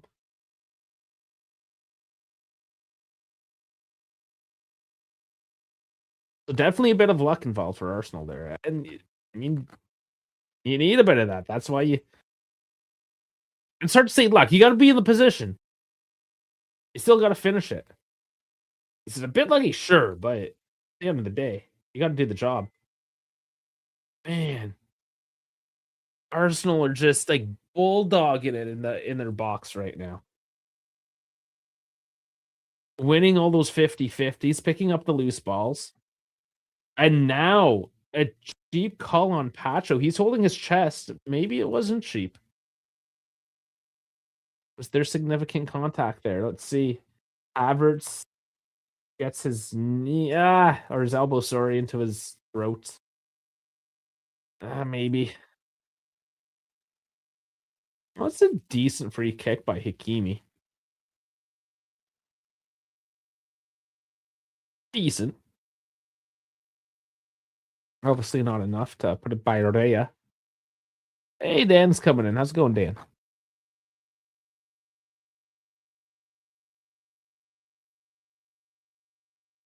What is Dan's thoughts on the game today?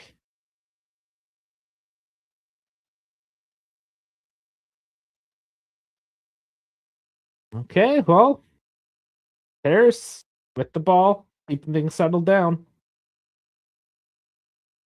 How many times am I going to repeat that there today before they do anything? And Conte will end up back as Italy's head coach. That's an interesting one, really. Anything with Conte is going to be interesting. I think he's weighing options. There is no rush for him to take the helm as Italy coach, really. Until after the World Cup. You'd think maybe around August. So here's the thing. They don't play international matches again until September after the World Cup is played. If he is looking for a club job, he has until roughly mid-August to find one. Preferably earlier, but he can definitely wait because the World Cup ends, I believe it's July 19th. So I suspect it will be between like the 19th and the 31st of July or thereabouts where Conte will make a decision. The only thing I can see differently is if Spalletti, and that is a possibility, or if Spalletti doesn't want to continue on because of whatever's going on in the background with Camoli and the management, whatever. If Juve come for Conte, does he just say, "Yeah, man, drop everything, let's go"? So there might be a situation like that, but barring something of the more spectacular nature, we're going to be having to wait that one out. And we will have to be waiting a lot out for just transfers in general because it is a World Cup year.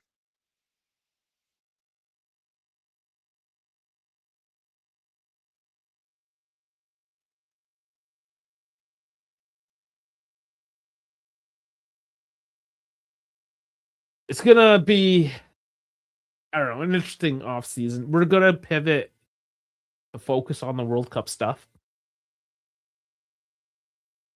I mean, it makes sense. It is a few hours down the road for me. I will be visiting. Oh, Due again, putting a ball down into the middle of the box with nobody being able to get on the end of that one. But it's still Paris. Fatinia coming on forward to Kvaratskhelia. There's no space. No space at all. And Arsenal are amped up right now. Just on the basis of their defense. They are amped up.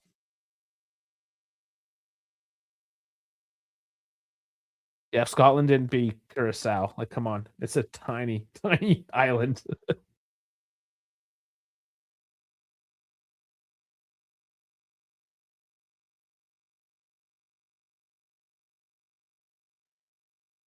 Kamoli's had a very up and down career. Ooh, that was a penalty. That oh, well, the game was about to change. Oh, that was definitely a penalty, and Kvaratskhelia fin is full of blood right now.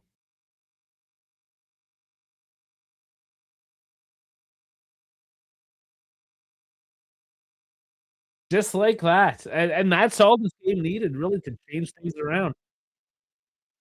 We're gonna have to take another look, but I saw that immediately as a penalty.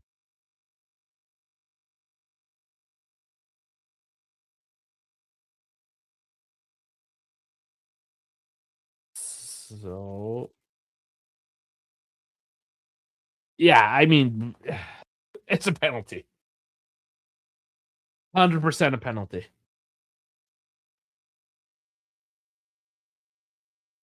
And then you got a guy like Kvaratskhelia, and sometimes that's all you need to do, just dribble in the box. Just keep on dribbling in the box and do that defense for 90 minutes. Just the mental fortitude you need to keep locked in against the Paris, against Kvaratskhelia, a Doué, a Dembele. I You can almost say it was bound to happen. And it only takes a moment. Havertz's goal, it was only a moment. Is it overturned?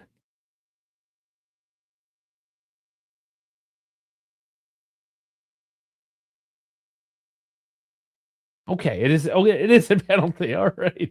Why would they say overturn then? He called penalty. Anyways, it is a penalty. Never mind what the commentators are saying.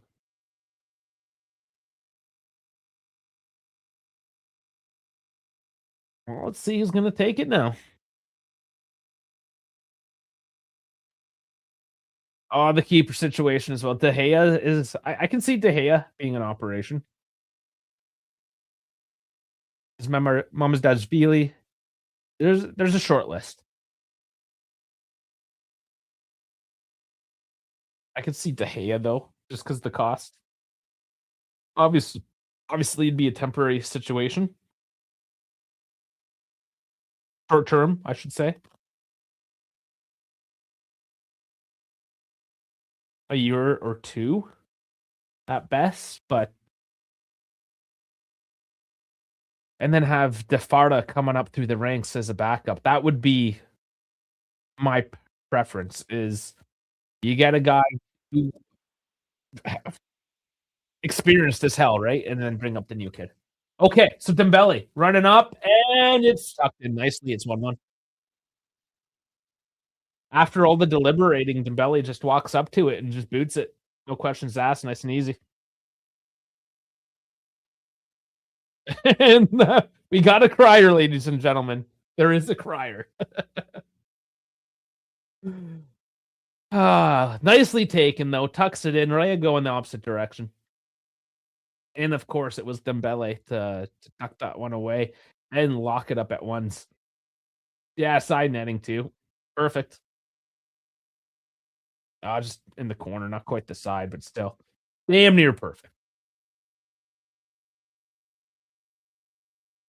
New game. 1-1. Let's go. 25 minutes.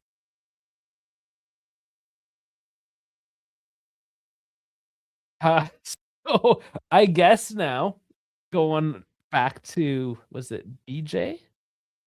I believe.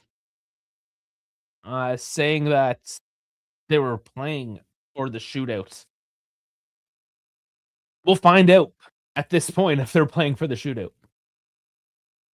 But they do immediately make changes. Mosquera off for Timber.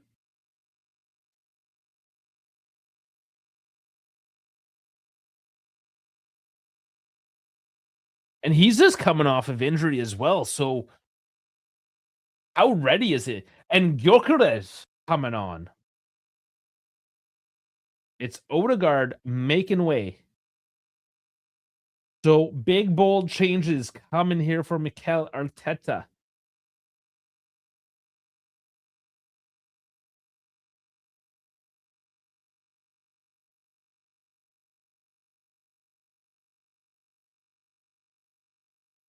What's the score? It's 1-1. So and it does appear that the scoreboard is not updating after the first goal.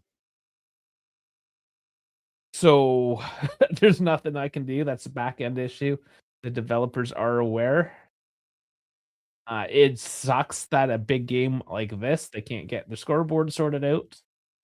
But it is indeed a 1-1 at the moment. More importantly is the time I have on board. It's just so the chat doesn't ruin any surprises. So they can keep up with where I am, because there's always a delay. Can't avoid a delay.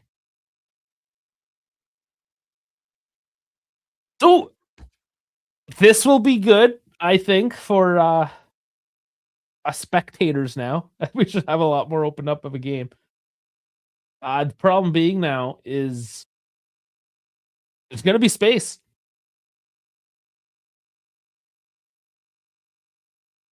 This is the time now. I think Paris can get the second.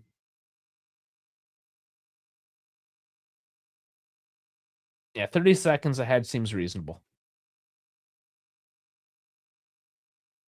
Oh, because I use streaming services like DAZN and Fubo as opposed to like network. And I just think Paramount Plus too. They must have more direct feed. I'm not really sure. But just, or maybe just because I'm in Canada. It seems to be about a 15-second delay from what I get to what most other people get. And then there's the 15-second delay that you get from uploading again through YouTube. So, yep, 30 seconds. Hakimi with space on the right, and that was wasteful. Wins a corner. Maybe that was what he was trying to do. I don't know. He didn't have support, so maybe he was just saying, screw it. Let's go for the corner. And both teams doing well with the corners this Champions League. However, Arsenal, they're the bigger team. That's taken into the box, but low and short. Do away with it on the edge. With the footwork now. If he's going to get too cute, lays it back off to Hakimi. And Mbele's there curling it over. Way too much goal kick.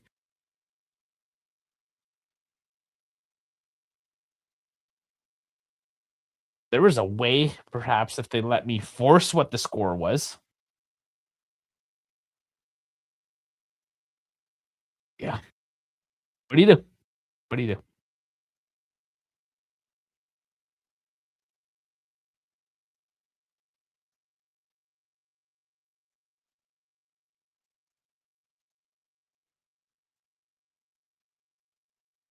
The issue we should bring up, though, for Paris now,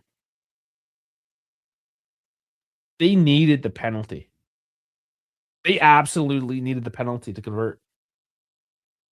And we are on a cool and break, by the way. So a couple minutes of rest for the players. Is Paris capable of responding with a follow-up?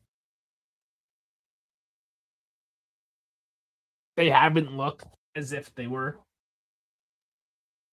I just thought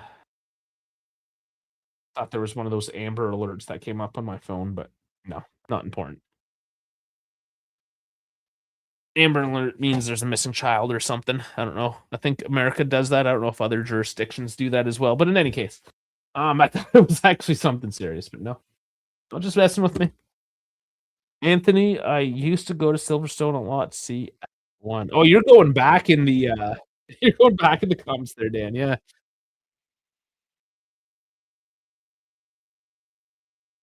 That'd be cool. Dave, what's about Kimi Antonelli at Mercedes? 43 points ahead now in the driver's title race. I think it's amazing. I think George Russell was never a great driver. I mean, he's good, but when we're talking about the greats, my hierarchy was Verstappen, obviously. Lewis Hamilton maybe, but a bit past his prime. And Leclerc. I have Leclerc as the second best driver overall. Arsenal with it now. And that door is shut. Retinia gets it forward. Finally being somewhat quick about it. Quick to be right out of bounds. Here's the thing. British bias. Hate me for it, Dan. I know you're British. But the British bias is real. You see it in football. You definitely see it in F1. And they glaze the shit out of your Norrises and your Russells, and they've done it with Hamilton. Dembele giving the ball, cutting over, not enough on that, goes wide. Did it take a touch? Did not. So F1, obviously, because a lot has to do with how good the car is, right? So McLaren, Lando Norris just barely won the championship. Verstappen was only a couple points back with a way worse car. Way worse car. Lando Norris isn't a great. You see it now. McLaren kind of in shambles. The car's not great. Obviously, their engine's great because they have a Mercedes engine on their fucking cheat code that they have right now. But outside of that, man, no. And you look at Mercedes' best car out there. What does Kimi Antonelli do at 19-year-old? It's got balls, man. Vitinha from downtown just puts it over the bar. That was a close look. But he's trying to go route one, realizing that Arsenal still locking down the defense, not giving much space. Just doesn't dip. Yeah, George Russell's arrogant. If Kimi becomes world champion, will be the youngest ever world champion F1 at 20 years old. Oh, and I'm here for it, man. I love Kimi. He gives no fucks, right? And you see how he attacks the race. And yeah, a lot of that's just being young and dumb. Oh, Havertz breaks through. Oh, the loose ball. Saka can't get to it. And Safanov jumping on the loose ball. Okay, you got to ask yourself, why is George Russell, why is Lando Norris, even Hamilton, why are these guys arrogant? It's because they are glazed to shit by the media. Look at Kimi Antonelli. Who does he respond to? The Italian media? The Italian media will sooner crucify you and drink your blood before before they say anything nice about you. It's a way harsher landscape in the Italian media. I mean, they'll talk nice about him now. He screws up once. Watch out, man. Watch out. They'll crucify him. But in the British media, I mean, Lando, Russell, how many excuses? And I knew it. I knew after the last race, after they both DNF'd, I was just prepared to listen for all of the excuses that were going to come out for those two out of the media. And sure enough, the excuses came out. And at the very least, if they didn't have excuses, they just kind of glossed over it.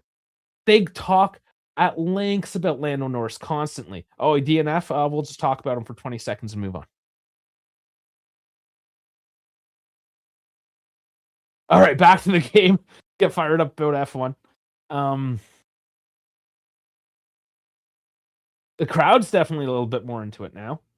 A little more energy on the pitch. And a little tug there. It's going to be a free kick for Arsenal. Yeah, McLaren got their tire choices wrong. Okay, I can get on F1. Ferrari screws up. They become a meme for eternity. Even though they can finish second just a couple points back, you know, and always be in the mix, but like not quite in the mix. And that's the thing. When you're in second place, when you're just on the outside looking in, you got to do crazy shit. And this is my problem. Ferrari screws up, you're a perpetual meme.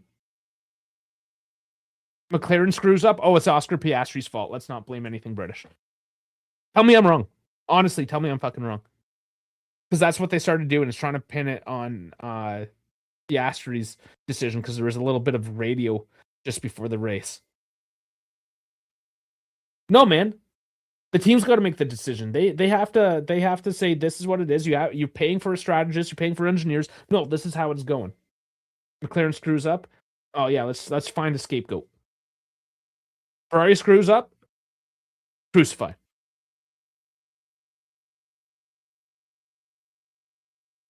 Kimmy's already in the pressure cooker of the media, and he's rolling right through it. So come at me, bro. That's what he's saying. Come at me, bro. I got this. Hold my beer. And I'm sorry, they just have not bred that out of Britain in their drivers since at least the 90s. You know? Okay, Lewis Hamilton is a bit of an alien, sure, but you know, still, he's also the guy that complains that he can't wear his jewelry. Arsenal just coming at it, trying to jump on these loose balls. They're all over the place. It's getting frantic now. Paris, though, finds it. Cavscalia with tons of space as there's nothing on the left to stop him. He's still coming. He's still coming. And wow, that ball takes a bounce, goes out, and Paris on the charge, jumping all over that loose ball. Game's opening up now, boys.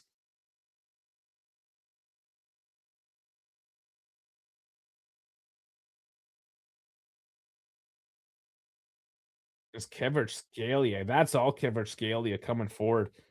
And try to stop him here. Oh, it's the post. It went off the post. Oh, man.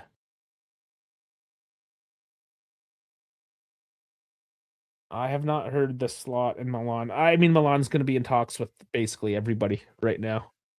You know?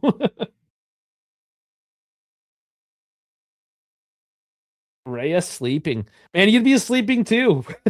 Like, there's, other than that one penalty kick, finally. The wake-up call, perhaps. Corner in, and that's out of bounds. Another wasted opportunity.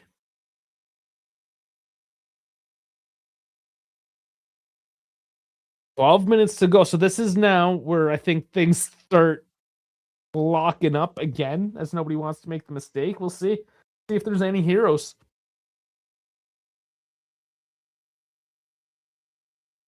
It is a beautiful day. It would be a shame to waste it all inside. Let's see what happens. But at this point, you're going to get the feeling that maybe we're going extra. Maybe. Man, lots of tugging going on here. Is there no call? There it is. In terms of who, though? I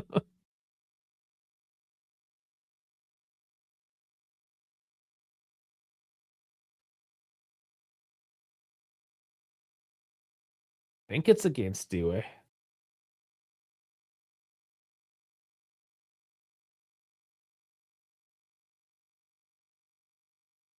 Another Australian Italian, eh? Christian Volpato coming up through the ranks. Interesting.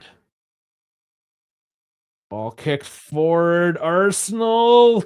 He slips. And just booted forward. Paris trying to stretch the game out.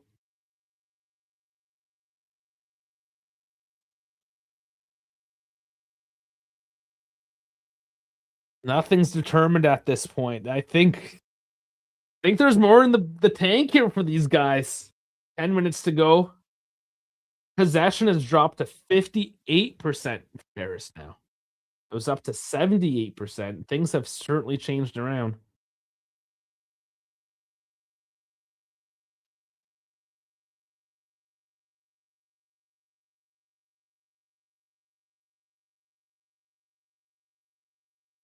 Blowing it up. Probably trying to catch their breath. They've been going back and forth for a while now.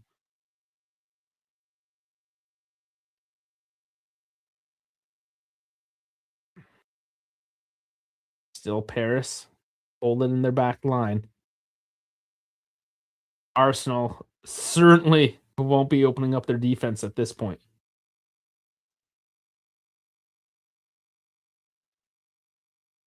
Scalia with it, trying to cause havoc, and loses out. And Arsenal, oh man, just deep possession, giving it away again. Harris coming at it with Dewey. And that looks like a corner. Yeah. Pile those on.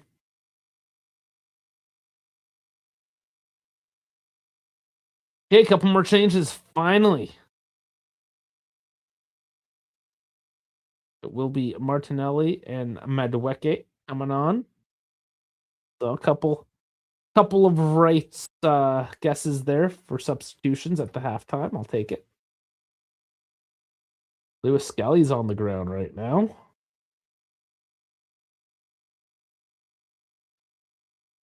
Oh, he went down easy. Come on.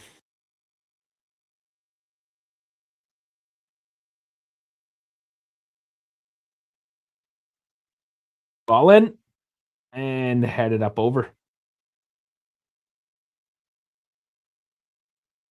Corners have not come off very well here for PSG tonight. All right, the changes are finally going to be coming on now. See who they are for.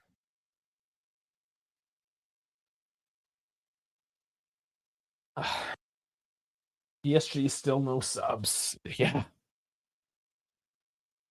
Osaka and Trossard.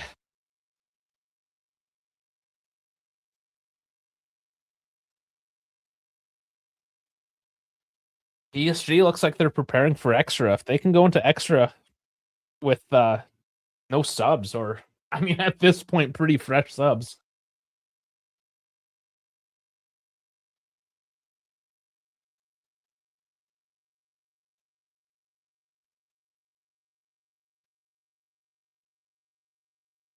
Yeah, Kvara is off.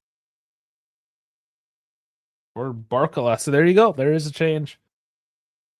Barcola is pretty dangerous as well. Let's see how this turns out. Oh, long ball, not quite working out for Arsenal, but close again. And I mean, when I say long ball, those are some long balls.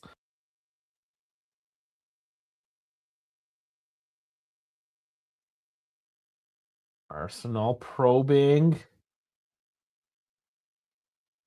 Gyökeres can't get onto it, but good luck.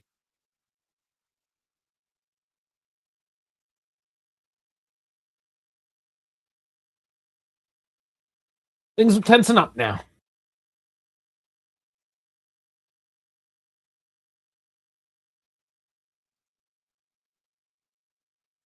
Arsenal's slowing the play down.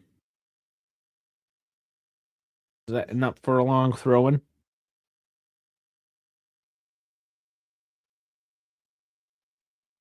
And dumped forward and does not quite land down. It was a big loop and throw in too, almost like a header into the box. And now Barcola, space, tons of space. Does he get there first? He does not. Raya definitely not asleep there. Just getting to it first, and there's the fresh legs of Barcola coming at it early. Back again. No roots. Arsenal winning it. But Marquinhos stepping up on the play to take it back. Paris want it bad. Long ball blocked. Still Paris.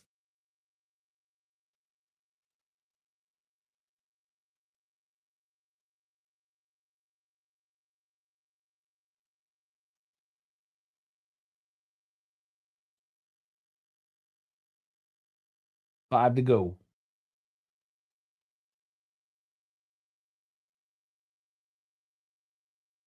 Paris holding it back in their defense. Slowing it down again. They're almost delayed build-up that they have.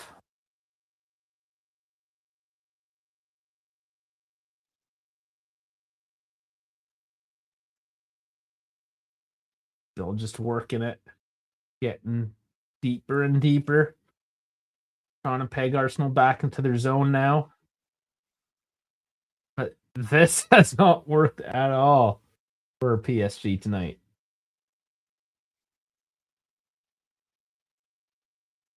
Emi now going down low. The cross is blocked. It's a corner.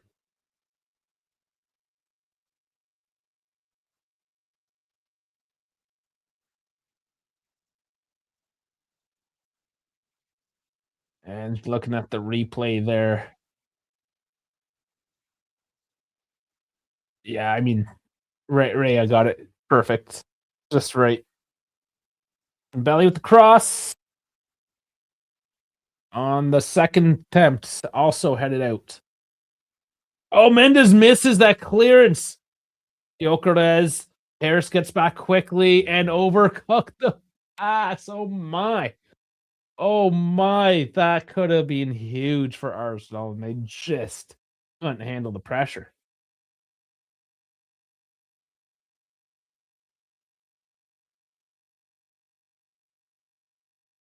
This late in the game. Gotta make him stick.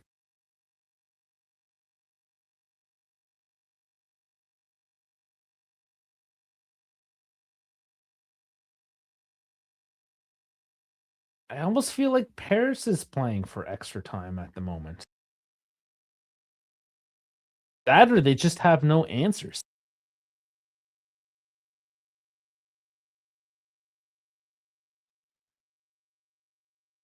I would say just continue dribbling at the box and try to get another penalty, perhaps. I don't know. Maybe something happens.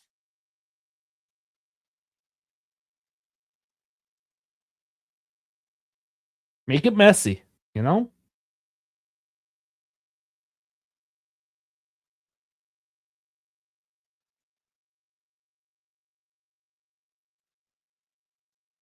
And you can tell now players are tired, taking a while to get the play going. Final couple minutes now, and they're kind of looking towards extra time.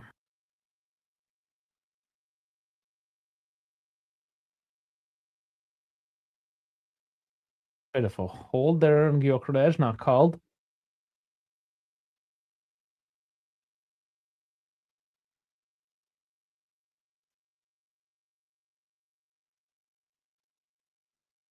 But yeah, BJ, Arsenal, maybe the assessment was that they don't want to take it long.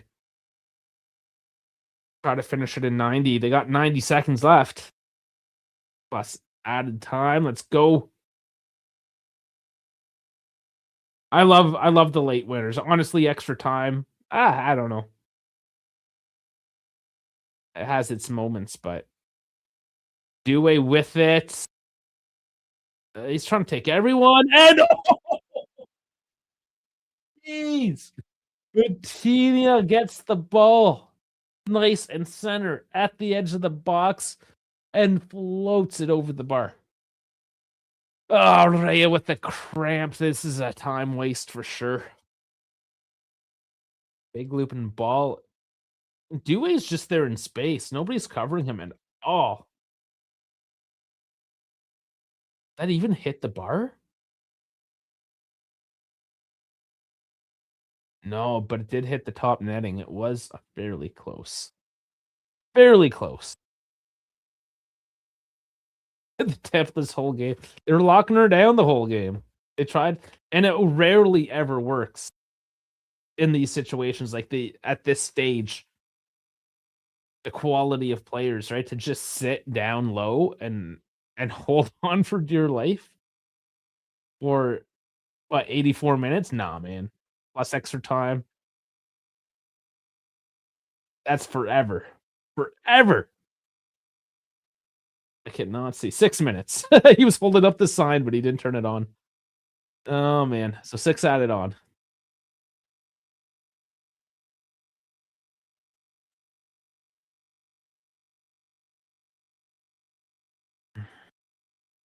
And taking her time to get in extra time.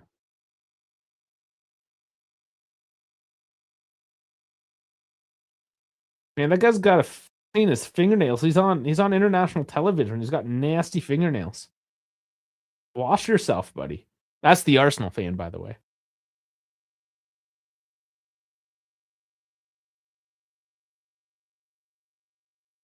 I don't know if I'd catch a Parisian with dirty fingernails.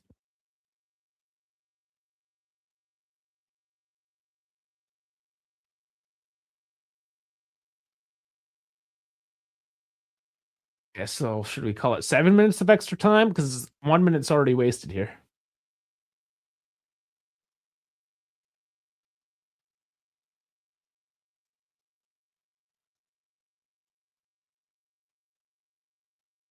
Oh boy. I'm not a fan of this time wasting thing here, but finally kicked forward.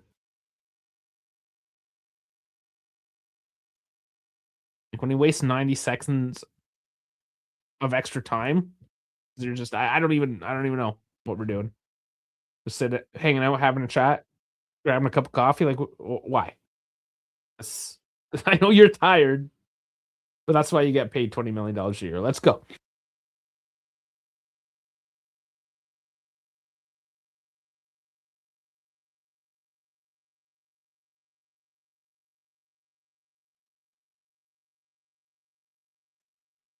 And still only the one substitution for Paris. So with Dembele now limping, he's gonna have to come off, I imagine, unless he can make it to extra and he does recover.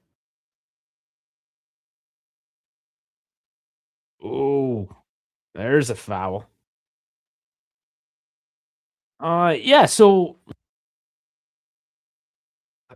I mean they probably will attempt to recover him for the second half. Kind of their number one guy up there, their centerpiece, if you will. But if he is suffering from cramp, does he have another half hour in him?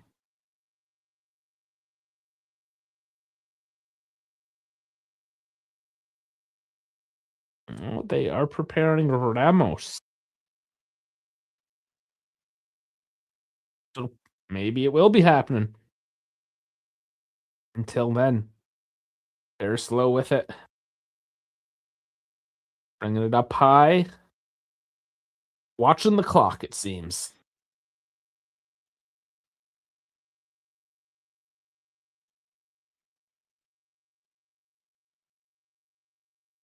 Due. Crossing it in. Gets the deflection. Dumping it back forward. Not clean, though.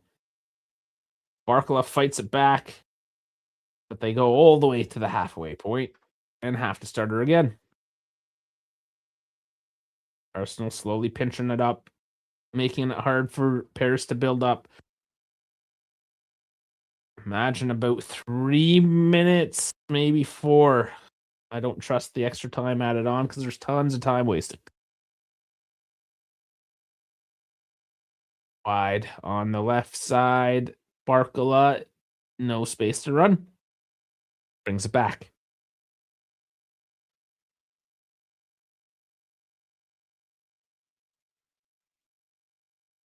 Working the right side. Any doing here? It's brought back to Vitinha.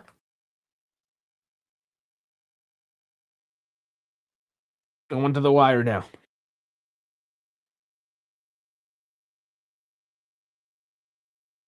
Marquinhos. Hakimi.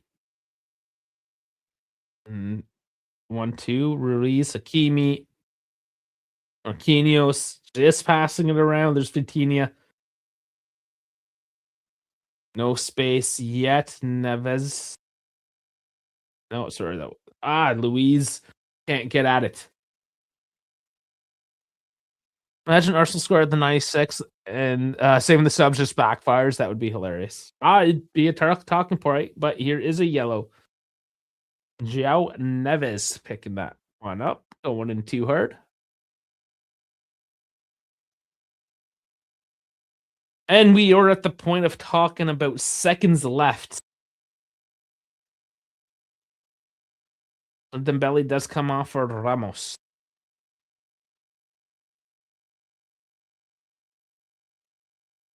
I mean, pretty much plays the entire game, 30 seconds on the clock.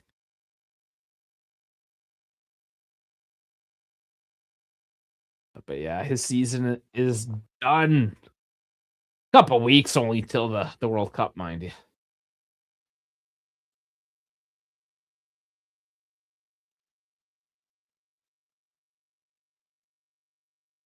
Everyone lining up for Arsenal. Ball put forward, doesn't land. Arsenal looking for last chance. Martinelli scooping it forward, doesn't get through. Saliba getting it back into play now. Madueke seaming it wide. Dumped forward, headed out. And Arsenal lose the possession. And Barcola is on a run. This is it. This is it. It's off the post.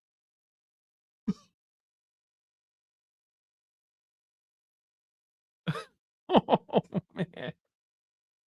Oh, it looked like it was off the post. Regardless, it did not go in. He skimmed it wide. I thought this was it. He just, oh, yeah. Yeah. Hits the side, upper side netting.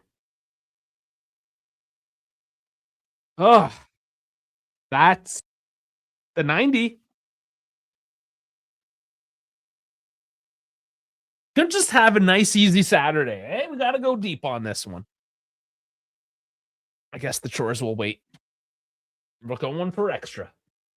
Okay, so they did update the score here eventually, which is nice to see. I don't know how long ago they finally did that, but they did update the score, so it is accurate. Man, what do you say? This game was more or less dead in the water. Or when did that goal come? 65th minute. Oh, the trainers are out. It's a massage parlor out there right now. All the calves are getting touched. Let's bring her back to the stats then and look at Font Mob and see how things have developed over that second half. It was two versions of a half. Of course, that penalty changing everything. So a lot more green that we see here. Everyone in the green. 7s and up here for PSG, other than Safinov, sitting at a 6.2. He has not done tons, honestly, in quite a while. And on the Arsenal side of thing, a bit of a mixed bag. And everyone, well, not everyone, but Odegaard, Saka, and Mosquera, 3 of their 6s are off. And Campe and Lewis Skelly still on. They're the 6s. Everyone else sitting in the 7s for Arsenal. I mean, it's true. I have barely seen anything from Lewis Skelly or Hincape at all throughout this match. Quite surprisingly, we played about 100 minutes, over 100 minutes with extra time. So that might be a little bit damning. And even Odegaard, he didn't see much. That makes sense. Saka, I forgot he was playing. Mosquera just kept on getting cooked by Kvaratskhelia. I mean, he at least showed up. He just had to shut down Kvaratskhelia, which clearly was a bit of an issue, giving up that red card. So, substitutions, looking at the bench here. Arsenal have put on Timber, Gyökeres, Martinelli, and Madueke. So they have a couple more to make. You get that 6th substitution there in extra time.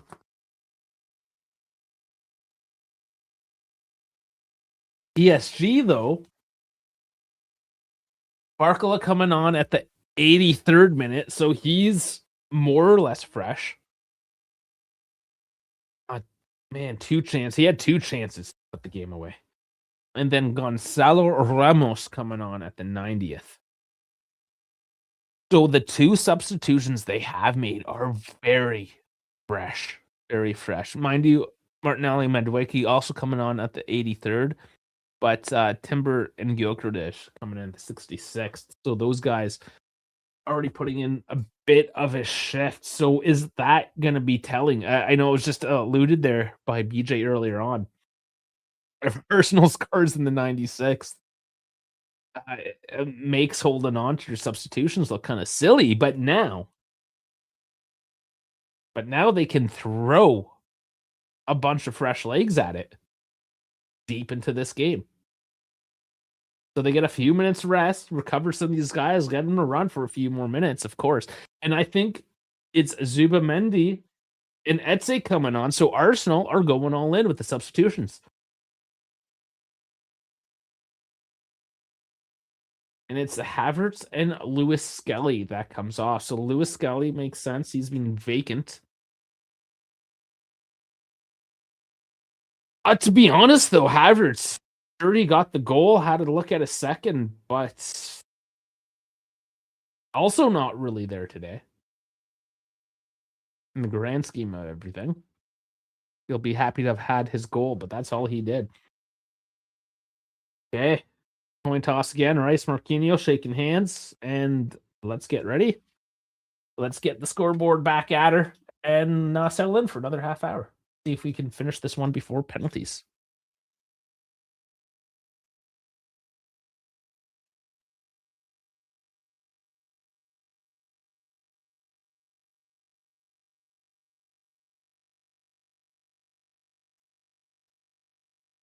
Hey, they're lining up.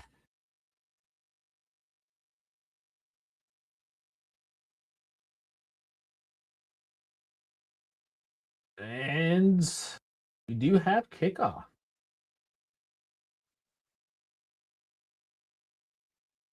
This is it.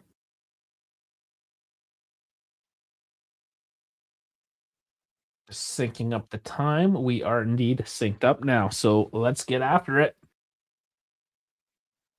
Jeff saying PSG played better in the second half. They sure did. Either 2-1 for PSG or Arsenal wins it on PKs. Dude, that's hard to predict who wins it on the PKs, man.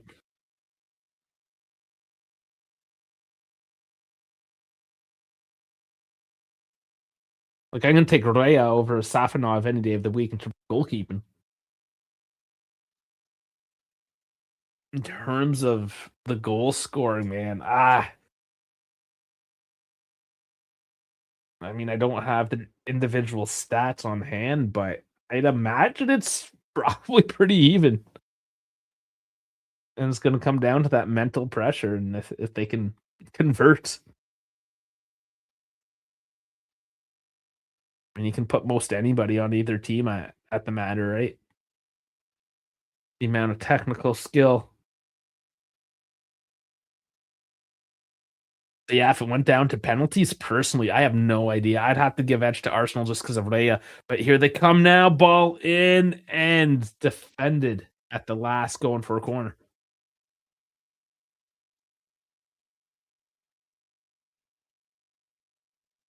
Yeah, and it's both the substitutions, Eze and Madueke, going in for Gyökeres.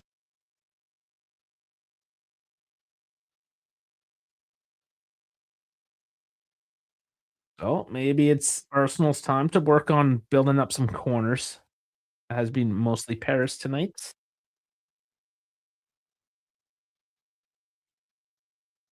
Again, both teams decent record this year, 4 corners.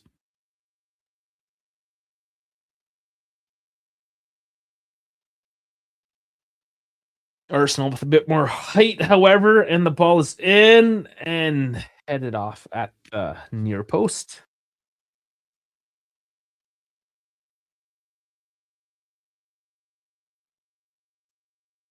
Line her up again, boys. Do it again. Man, we're pushing over to 18. Let's see if we can hit 2,000 here today. Big game, of course. Champions League Final. Still has not beat my 4,000 though at the MLB Finals. Just saying.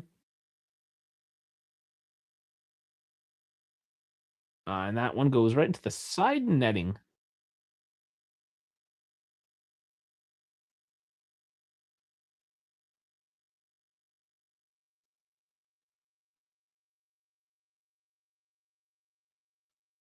We're just reading some news. We're not here to talk about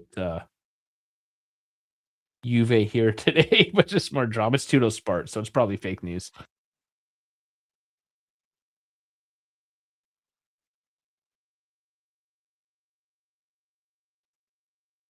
Ball forward. Why is there even a debate? Football tweet debate. Is the penalty the correct decision? Dude, it was the most straightforward penalty in the history of like Champions League finals. Yes, like stop farming or farming, whatever you kids call that shit. Just clickbaiting. Was it a penalty? It's the sky blue. You know, it's like it's one of those things.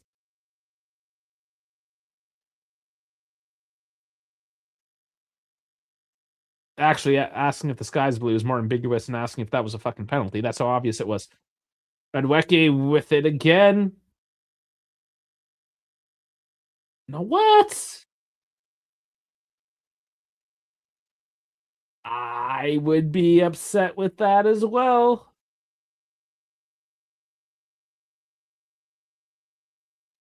Calm down.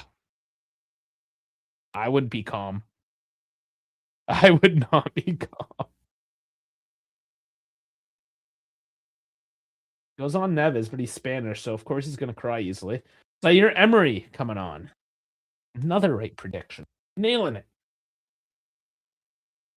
And it's Fabian Ruiz coming off. Yeah, I didn't think they were going to take Vitinha off. And Luiz, I mean, he had a couple looks there early in the game, but has also completely dropped off late. Hello, stylized. It's yep. I don't know what that. I'll just call you stylized.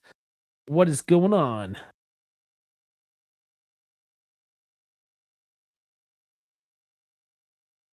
5 minutes down. Yeah, I didn't think that was a penalty, and that's the thing. You know, there was a couple of good battles early on, not called, and then what? Because we're in extra time again, late in the game. Oh, I'm gonna call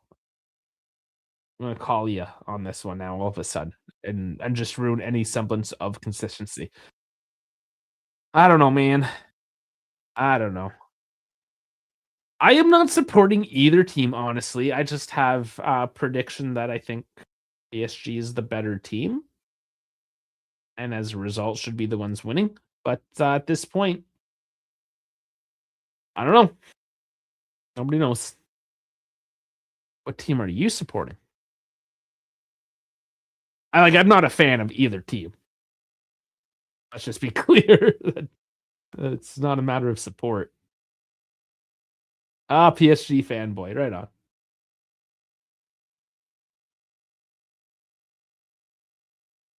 Well, so far there's just been more hate towards Arsenal than there has been love for PSG. So you're the first one coming in with the love for PSG. So I mean, it's pretty lopsided for the most part in terms of who we want to win, or should I say, who we want to lose? Why only 2 viewers? So there's actually over 1,800 viewers. It's multi-platform. So there's only 2 viewers on the widescreen version of YouTube because YouTube's algorithm is shit. You know, it's not the greatest.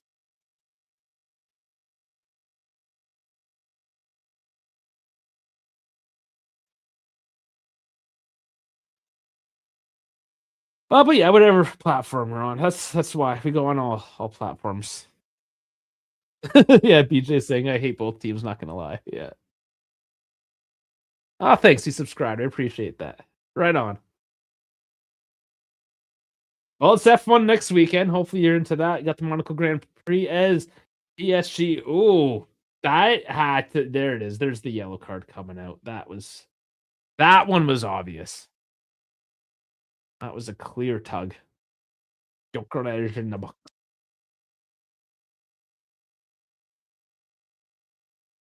No, Dan, and don't ask that question again. I'm going to label you as just one of those thirst trap Juve fans. Del Piero doesn't want to fucking touch Juve. He's happy. He doesn't want to hate his life. He's not coming to Juve. And people need to stop asking. Like, Del Piero has basically told Juventus to go fuck themselves, leave me alone. just don't touch that one, man.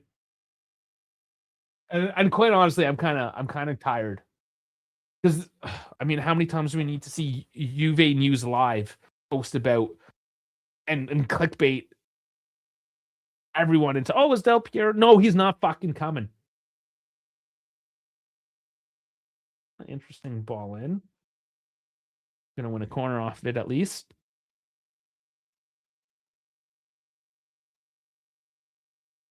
I'm not sure what you're saying. Messinor or Messi or Messi or Ronaldo is what you're asking. I also don't really care about either one of them.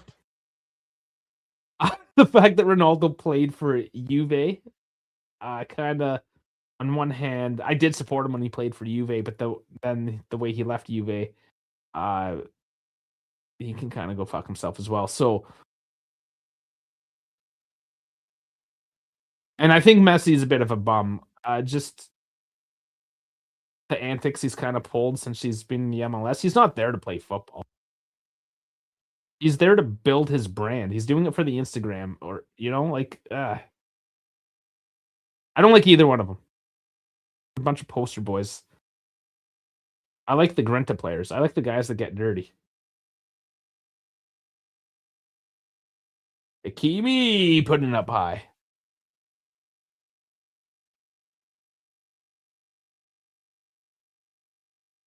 I wouldn't touch Spalletti or wouldn't sack Spalletti from Dan.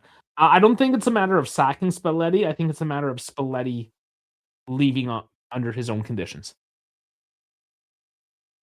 And yes, the Canada squad got announced. It was either early this morning or yesterday. I don't know. I saw it this morning, anyways. So it probably was yesterday. It came out.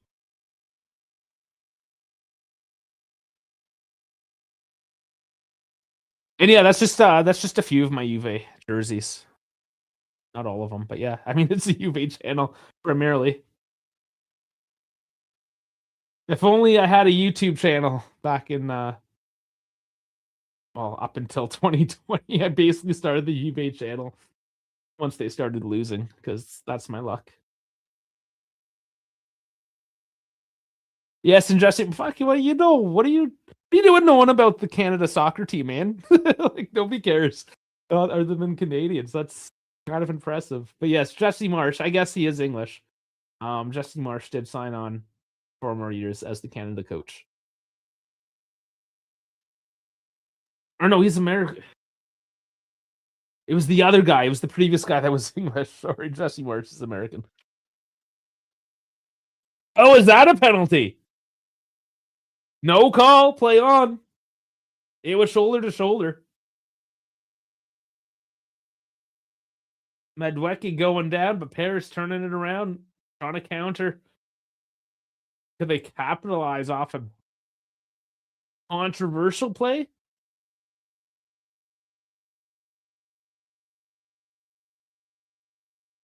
We're going to have to look back at that one for sure.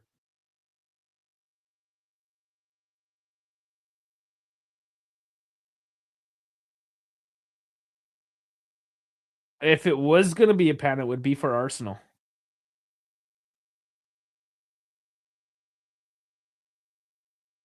Booing from the crowd still. PSG holding it deep.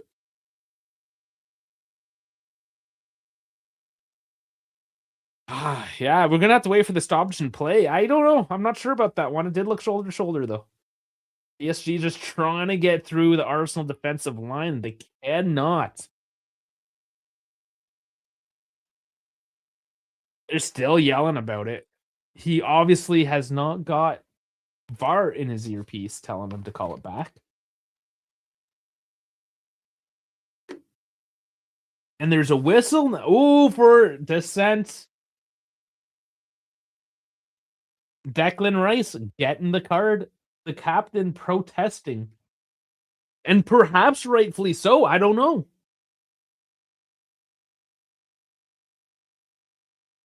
Give us the replay at the very least. And Mikel Arteta getting the yellow card as well. They're both pissed. Everyone's pissed.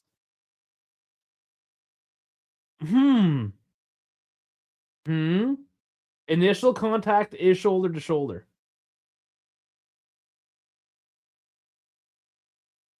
I think the follow through after they contacted shoulder to shoulder It looked a little messier, but that initial contact looked clean. And I'm not gonna lie, Arsenal being the English team where this kind of play happens more frequently, is more normalized. If anybody would be complaining, it would be Arsenal, I would say. If that was to happen in Italy or France or Spain, then I think there's a lot more of a discussion because they were a lot, uh, just softer and generally more inconsistent with the calls. At Seibert, the German ref, I think, made the call, stuck to it, and I think it's good.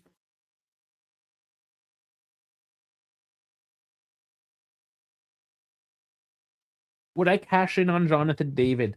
It's dependent. I mean, he's an easy turnaround, sure, but um, who are your strikers? As of now, Vlahovic is gone, no contract. Milk is gone. Openda's gone, or at least out of the project. David, David's the only one left, right?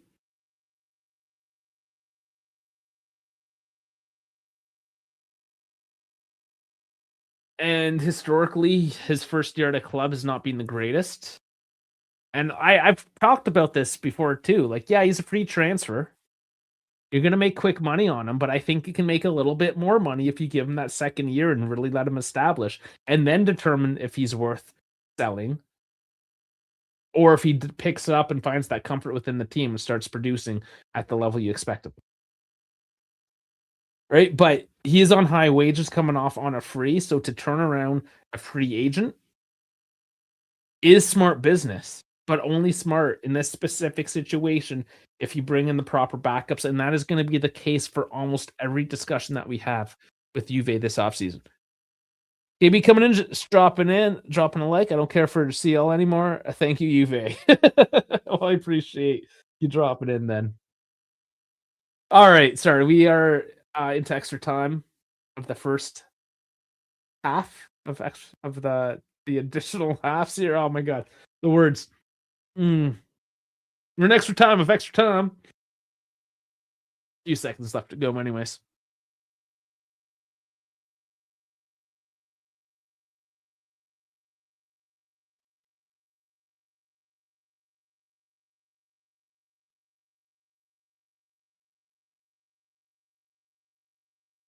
So, and this has been the sentiment as well, is that if you don't get the Champions League money, you don't have all the money to splash. You were forced to get more blue collar players, which long term is probably decent, right? Like, look at Arsenal. Let's make this relevant to Arsenal.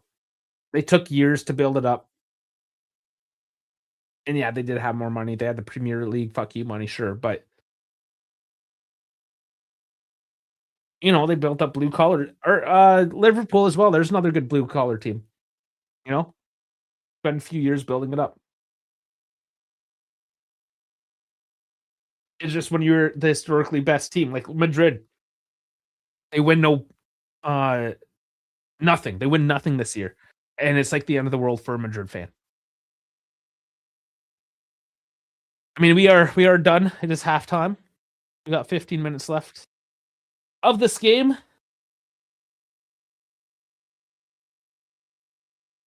Honestly, I feel like it's just more or less of the same. A lot of the problem now, and give me a second as I bring up Bot Mob.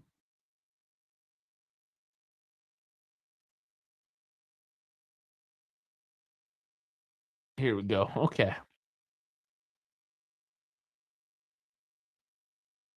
All right. Looking at all these new players, especially for Arsenal, they have made all their substitutions.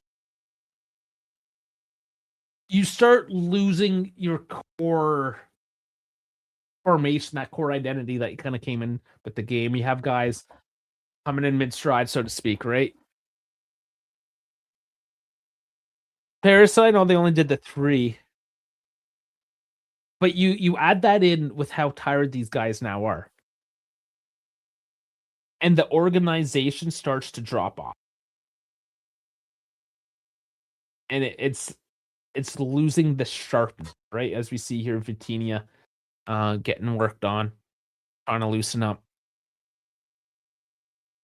I mean, what do you want me to say? This is an extra time moment in the Champions League final. The guys are knackered. They have given it them all. It's now honestly at the point where you have that moment of individual brilliance, or it's just somebody fucks up because they're tired.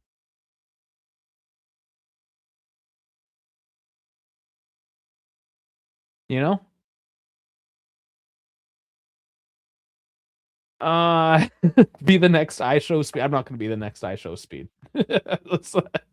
Oh man. Vitinha is coming off. And speaking about numbers, we're at 2,100 now. People are coming in deep onto this one. It's been slowly growing throughout. So thank you everyone for joining. Whether you're on YouTube, which is both vertical and horizontal, whichever one you prefer. We have Twitch, that's horizontal. X is horizontal, but mostly audio, I think people. Instagram, we got vertical. We have assist horizontal and kick horizontal. We have so many options out there for you any way you want to watch. So please join in on your preferred platform. Like, subscribe, follow. Links are down in the description and the bios. We also have our Discord. Actually, let's put up QR code, get in our Discord, keep the conversation going. Join the crew, if you will.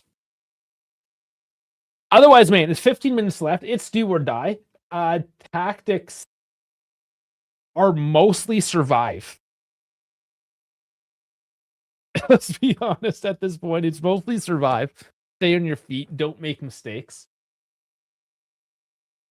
We've seen the two formations of 4-3-3, as would happen, as predicted, just kind of locking up and grinding each other down. And we are kicked off. Let's get it going. Let's get the scoreboard back up here and see if we get a winner.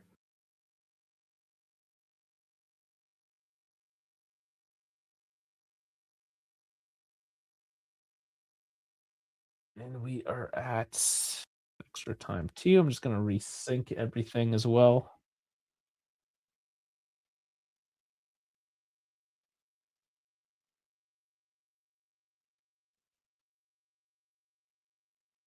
Setting the sync points. And there we go. Time is locked up. Okay.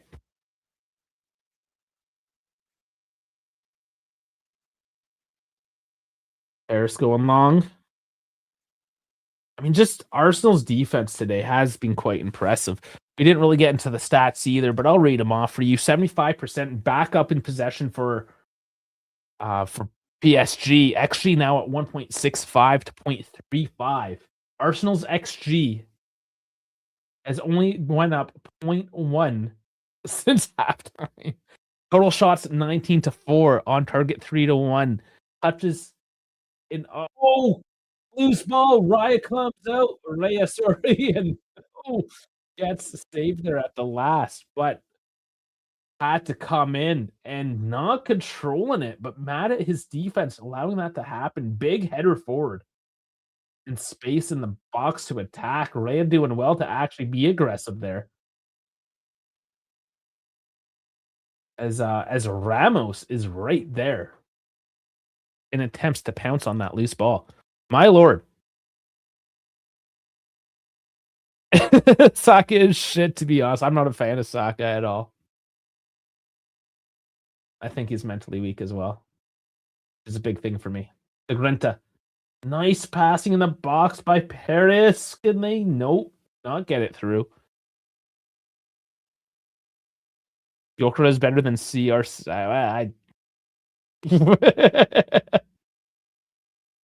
Messi never won the Prem. Saka did.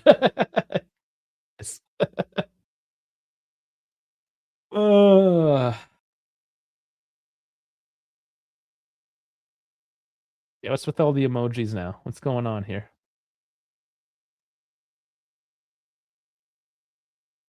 Who is your background there? I'm trying to. Can't figure it out.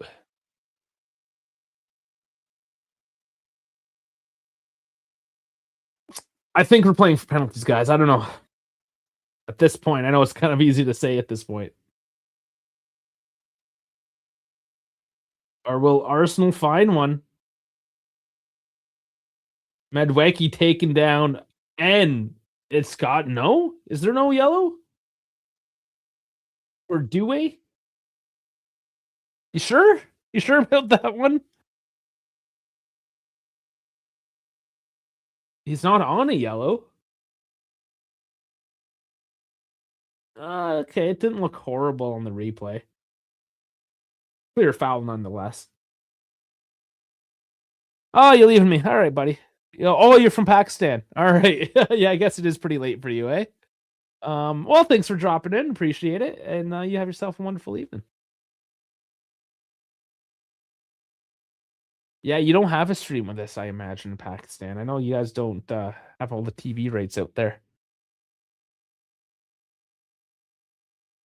Ball in. Safinov gets the hand up. Amy doing lots of work.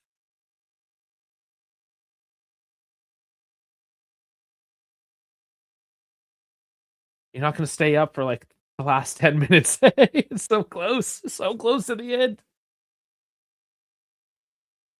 Zaire coming up, taken away. Arsenal boot it forward. No, there's nobody, man. Gyökeres ain't going to get on that.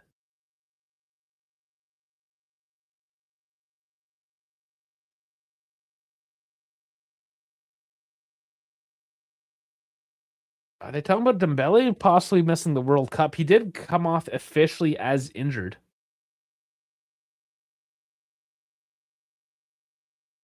I think it's that bad, though, is it?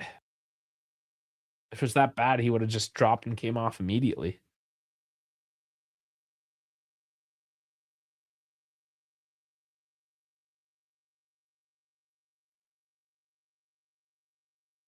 But it has been mostly Paris when we're considering actual control of the ball. Arsenal just playing the route one, dump it forward game, which I didn't really expect from them today. But that's the game plan. France has playing attackers, they won't miss them. Nah, sure. But from the human aspect of it, though, right? Like, that's, I guess, going out. If you win the Champions League, maybe. But it depends, I guess, how well France will do in the World Cup. If they end up crashing out in the initial rounds, then I guess who cares? But yeah, it's tough.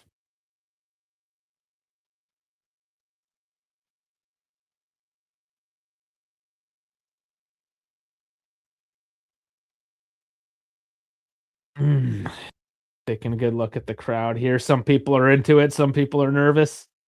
I think they're mostly nervous, both sets of fans.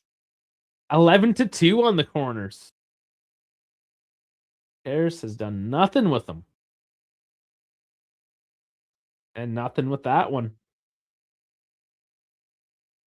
Martinelli doing well to get the ball out of danger, but there's nobody there. Arsenal are just, I want to say at this point, playing for the penalties kicks. It's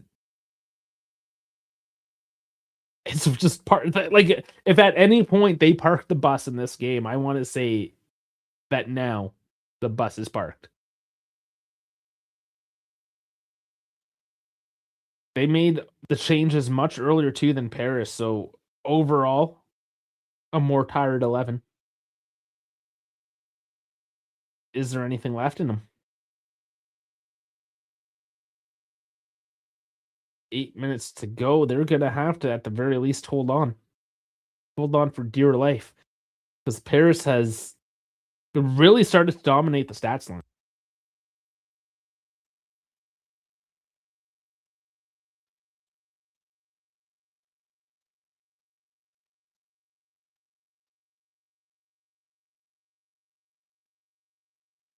Still slow by Paris, just biding time.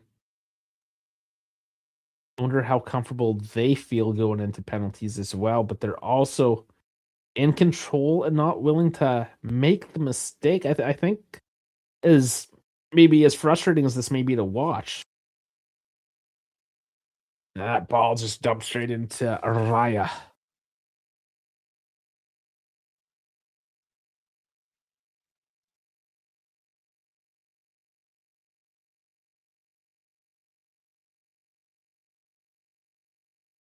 And then the next question will be if this goes to penalties, do we get one of these quick 5 guys apiece and we move on? Or, are we gonna go nice and deep on that one as well? But surely a world-class matchup. Not anything like last year's, Paris 5-0 romping over Inter Milan. That one was done and dusted nice and early.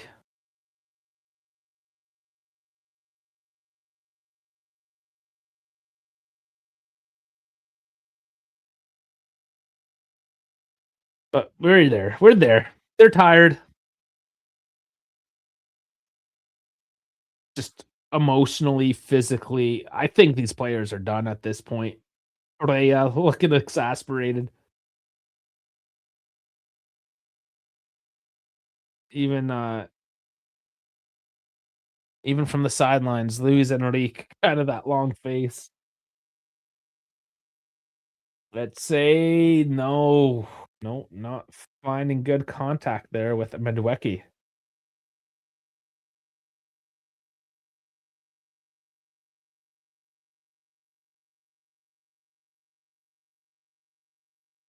I think German Dave, yeah, German Dave did do a video on Madueke early in the season as he went to Arsenal.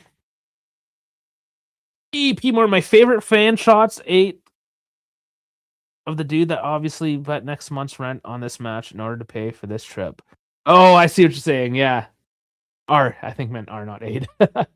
Yeah, the guys that bet their rent, next month's rent on the game.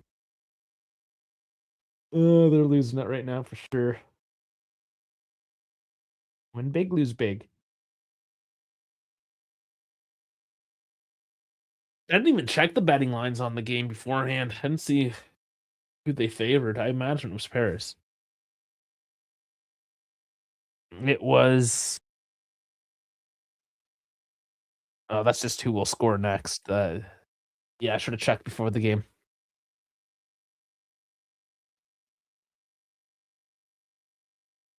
Yes, I can just Google it.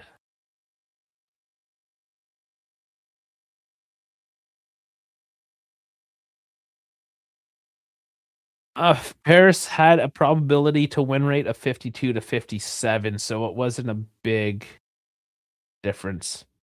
So plus 125 to 145 as opposed to a plus 195 to 230. So yeah, slight advantage in Paris's favor to win this game. But it's anybody's. I would still say advantage Paris. They have, for all intents and purposes, dominated when you look at the stat sheets. In terms of the eye test, I mean, it's clear they've had the possession. They've had more, I guess, looks at things. No goals from open play. That was Arsenal.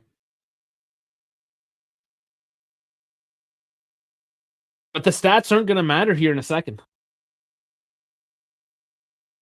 Neves, space deep, and oh, the volley. Oh, I thought it was a bad one from Doué, but it did force Raya to snatch it in the top corner as it just loops into a space that had to be saved. And now there's a yellow card on the counter attack, and Mendes will pick that one up.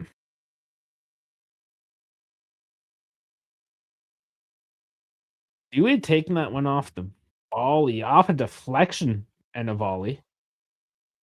Impressive that one was on target at the last. It was not straightforward. Oh, yeah, and Mendes quite clearly just hauling down Madueke on that forward run. That's stopping a play. That's a yellow card.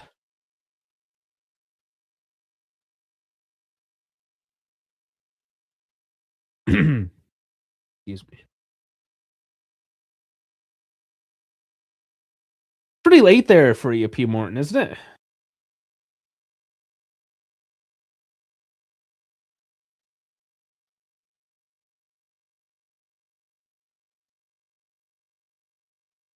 Two minutes. 2 minutes left. I'm here yawning. How rude of me, but if I'm yawning, imagine everyone at the stadium right now. Exasperation.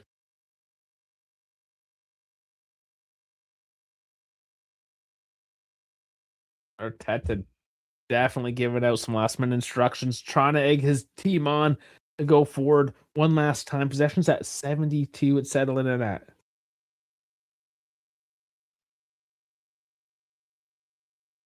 3:42. So you're 13 hours ahead of me.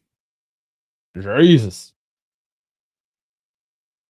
Arsenal puts it in the side netting.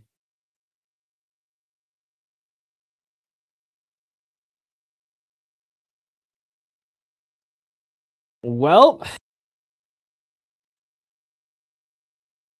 only a minute left. Oh, that went off Due. I think that should have been a corner.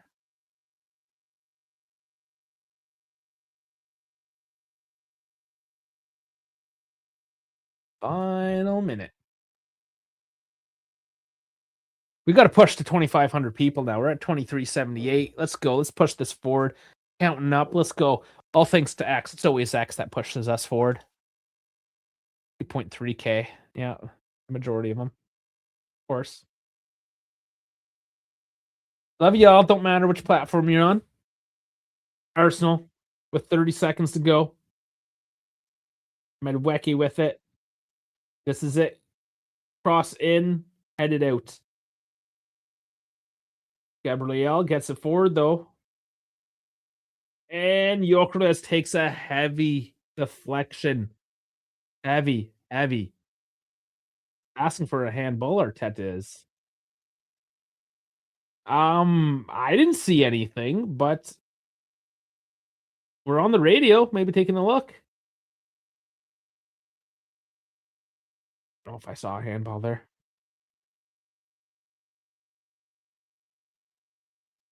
I think they're grasping at straws at this point. It is a corner. Oh, you're not off till the 80th minute. And now you're feeling fresh. Maybe for the better. It's not been the most exciting game, but when our finals ever. So no added time posted. Cross in.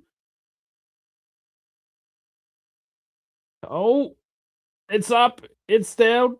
Does anybody get on it? It's back in there. Oh, it's deflected. Nothing. There's nothing there. And it's a goal kick. We're at 121. And we're going to kicks. We're going to kicks. This is it. I mean, we're finally there. We got there. It's 1-1. We're going to penalty kicks. Oh. Oh man, guys, it's a long haul. It is a long haul. So close to the 2,500 viewer mark on all platforms. Thank you very much, everyone. Please do like and subscribe. Join in anywhere, any platform. And description, bio, whatever. Everything is linked on that platform to all the other platforms. So please follow me everywhere if you don't mind. It's basically at the Dive Sports or the Dive YT or something to that effect. It's all down there. Advantage Arsenal on pens. Zoraya is definitely the better keeper. And yes, that's where I give Arsenal the advantage now, is for sure Zoraya is the better goalkeeper. So is that what it comes down to?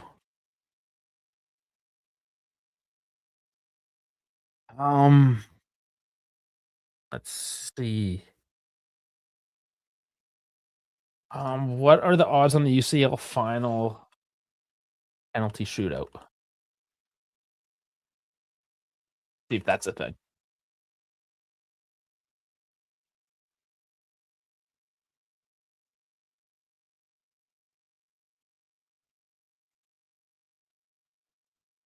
Oh, this is hard to guide method of finishing.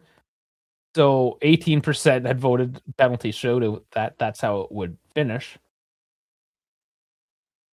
Historical context, roughly 33% of Champions League finals that go to extra time end up being decided by a penalty shootout.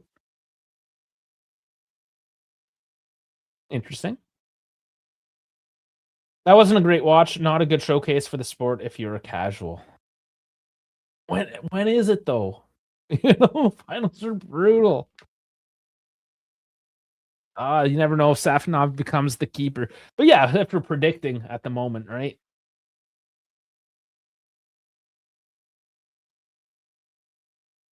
The current odds are minus 102 to plus 108. Arsenal, PSG.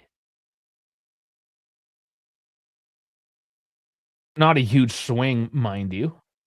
100 to 100. So slight advantage to Arsenal.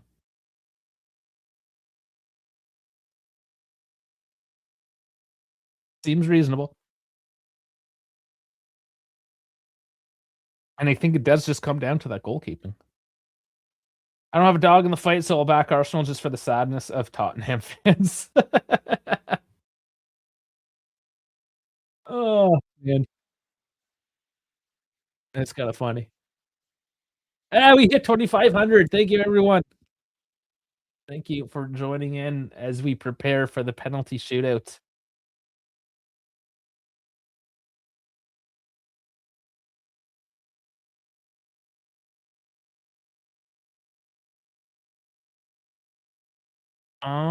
The finals are usually tactical snooze fest unless Inter makes it.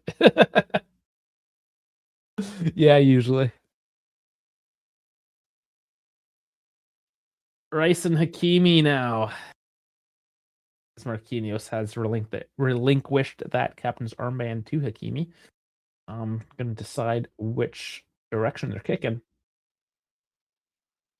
And Hakimi wins it.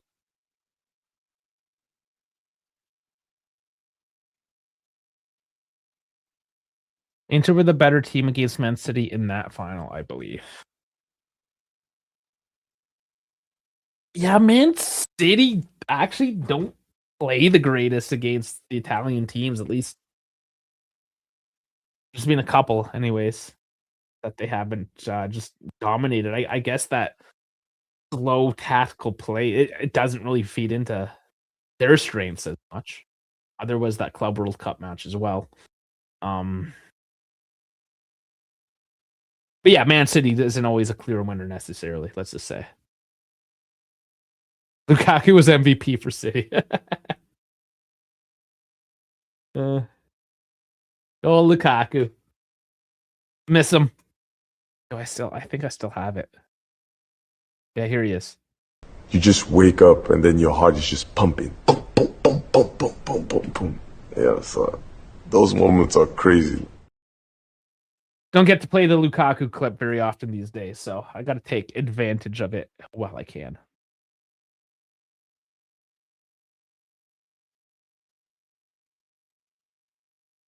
So yeah. Well, we're about ready. We're almost there.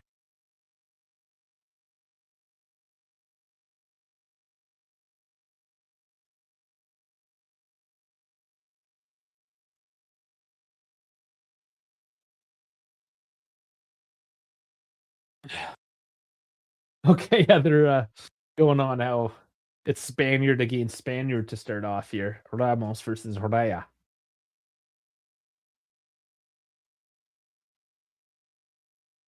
So I can put up, I guess, the FOT mob at the very least. It'll help us track the penalty score.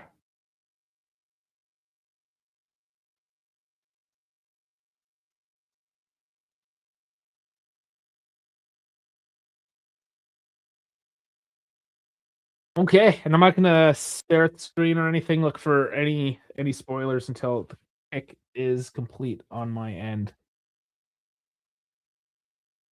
At the very least, Ramos is Portuguese. Did I screw that up? Let's fact check me. Oh, he's down. Okay, you got me. Oh, that's what the commentators were saying. Okay, how they said it was more correct. They said an Iberian showdown.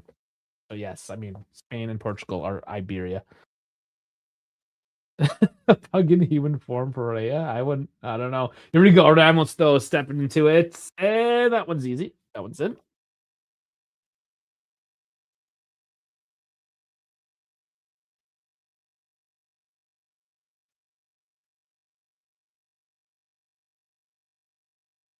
One nil Paris. Putting up high into the right. Nice easy one. Rhea going the exact opposite direction. Gyökeres is the Arsenal first taker, and Safanov approaching his line.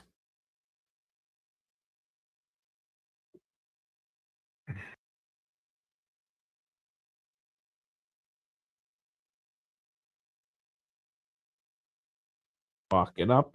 And same. It's 1-1. This time he goes low.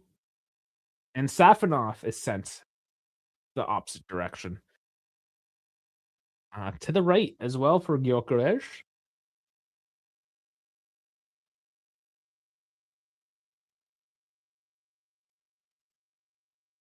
He didn't tuck it. It perhaps might have been savable if Safanov chose the right direction. He would have had to go hard and low and a bit short. No matter. Most of it's just the mental game, getting the keeper to go the wrong direction. And the rest is easy. Desiree Doué.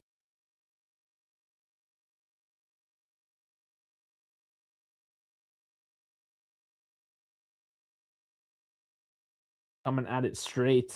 Goes to the left now. Bit stutter and tucks it right. Rhea going to the left.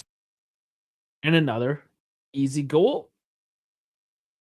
Perfect so far in terms of the offensive shooting. Obviously, the shooting's offensive. What am I talking about? Arsenal will win, I think. Yeah, maybe. So this right resemble a pug in human form. I can tell you he's got that upturned nose. I see where you're going with that. I wouldn't go as far as that. Pugs are, I think, quite ugly personally. I know some people think they're cute, but certainly not my style.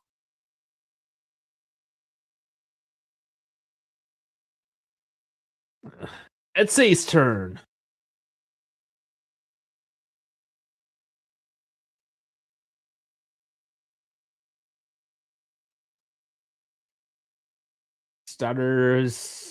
Stutter, misses. And you know my feelings about that stutter. That was a double stutter. That was like a quick time stutter, a stop, a long stutter, and pulling in it to the left and fucking it up. I'd say. That was bad, man. That was absolutely bad. And I absolutely hate that because I know what plays with the keeper's head, but Safanov held his line. He didn't bite. He stared him down. He won that mental game.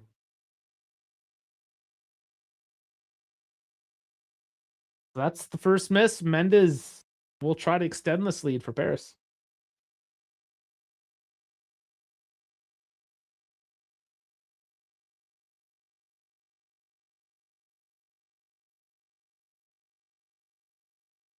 First left footer there, and that's saved. Huge there by Rhea. That was solid goalkeeping. Nothing inherently wrong with the take. It wasn't a definitive shot. It could have been better, but there wasn't anything bad about it per se. It was just a solid save. And now Arsenal can lock it up.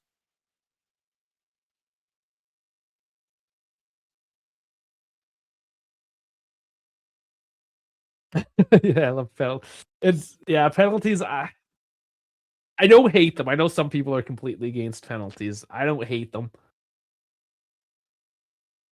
It is emotional. It's the captain, Declan Rice. Oh, just that was honestly not a great take. And not a great take. Safanov just didn't react. But it is hard and low. And I shouldn't say it was a bad take. Those are hard to save. It's just Safanov was way too slow. Just didn't react properly to it, right? Like he didn't react until that ball was basically in the net. Did look, yeah, off guard maybe. Did look like he was going to jump to his right, and then the ball was tucked left. Tied up 2, though. Fourth Akers up. Hakimi tucks it. Puts it left, sends the keeper the other way.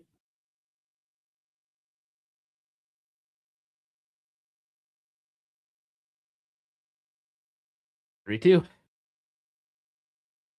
Time for Arsenal to respond.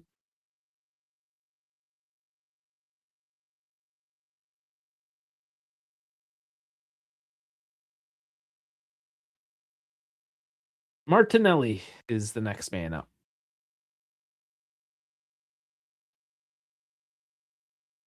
Are we going deep on the penalties?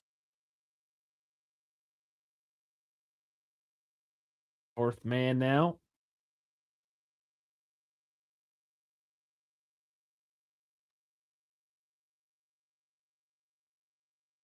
Run up, puts it in, and it's locked at 3. And that was nice. Going to the left off his right foot and tucking it in the corner. Sending Safanov the other way, and nice and straightforward penalty. Yeah, good strength. Even hits a bit of the side netting. That would have been hard, even if he chose the right direction.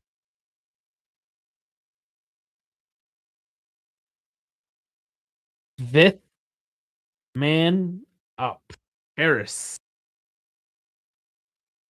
Keep it going.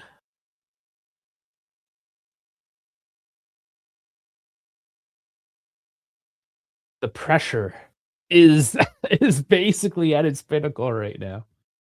No time wasted. It goes in.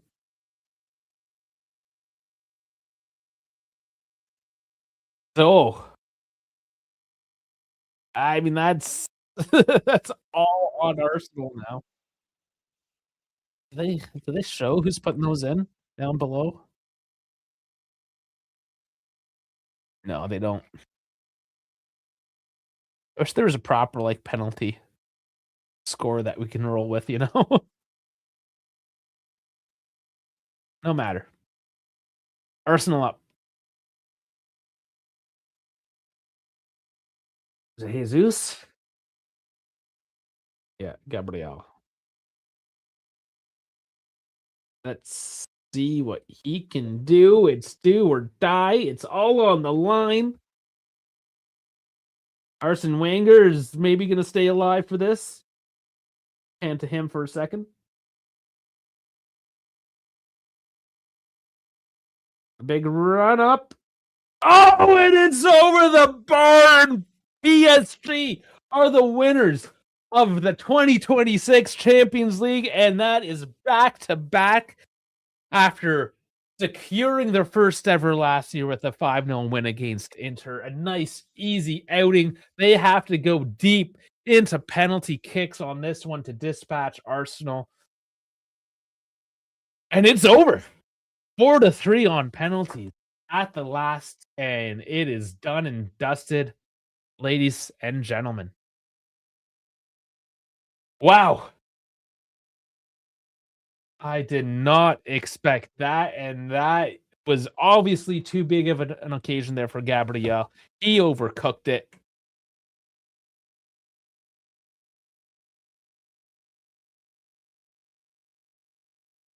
At the end of the day,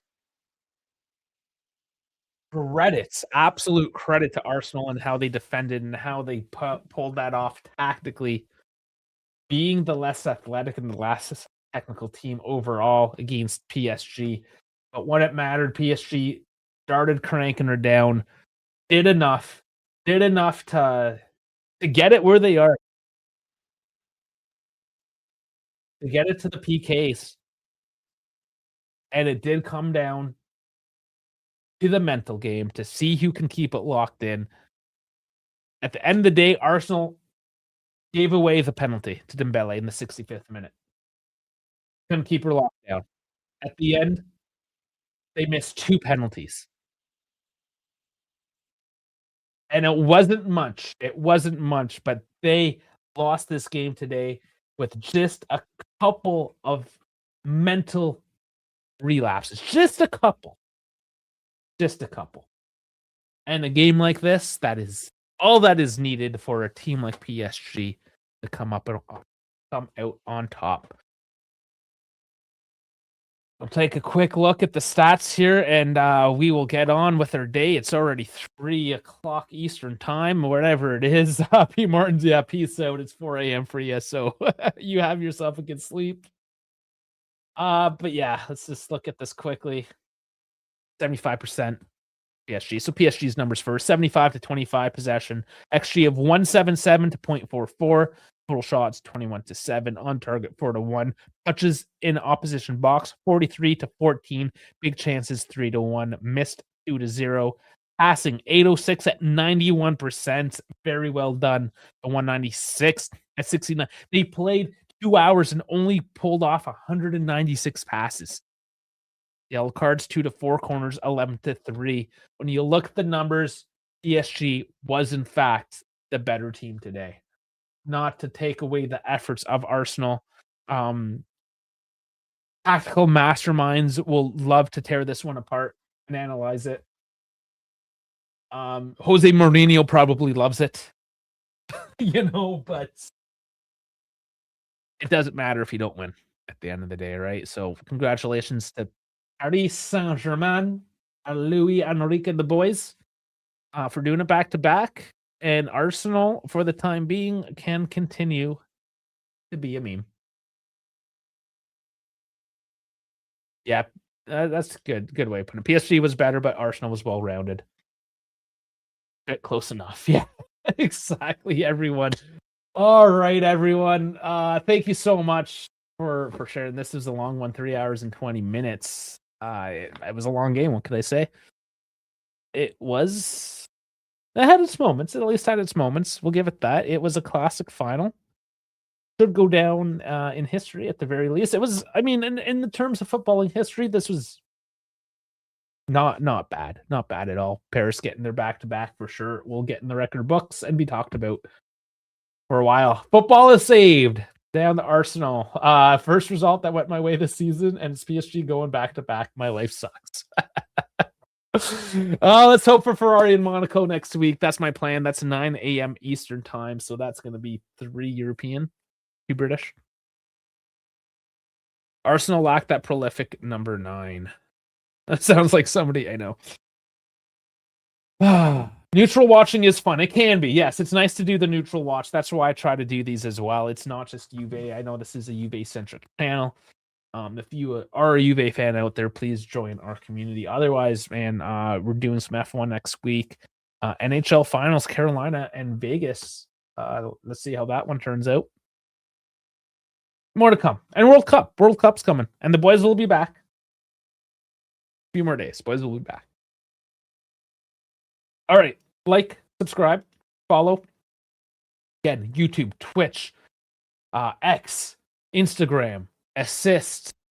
Did I say it? We're on everything. Follow us everywhere. We almost hit 27. I think 2682. That's our current peak. Thank you, everyone that followed us on all platforms today. Again, please follow us on the other platforms. Help us out everywhere. Would like to talk to you wherever you are, wherever you may roam. On that note, once again, I do appreciate everyone joining in for this momentous occasion for this final. You know, we love to do the finals. We are your watch along channel. That's what it's turned into, most especially here. We are here for your watch alongs. If you have any requests, let us know. Also get into the Discord, links in the description if you want to keep the conversation talking. Until then, yeah, thank you. And we will catch you on the next one. If nothing midweek, then for sure Sunday for the Grand Prix. Forza Ferrari. I mean, since we have nobody in the fight today, I'll go Forza Ferrari. Take care, everyone.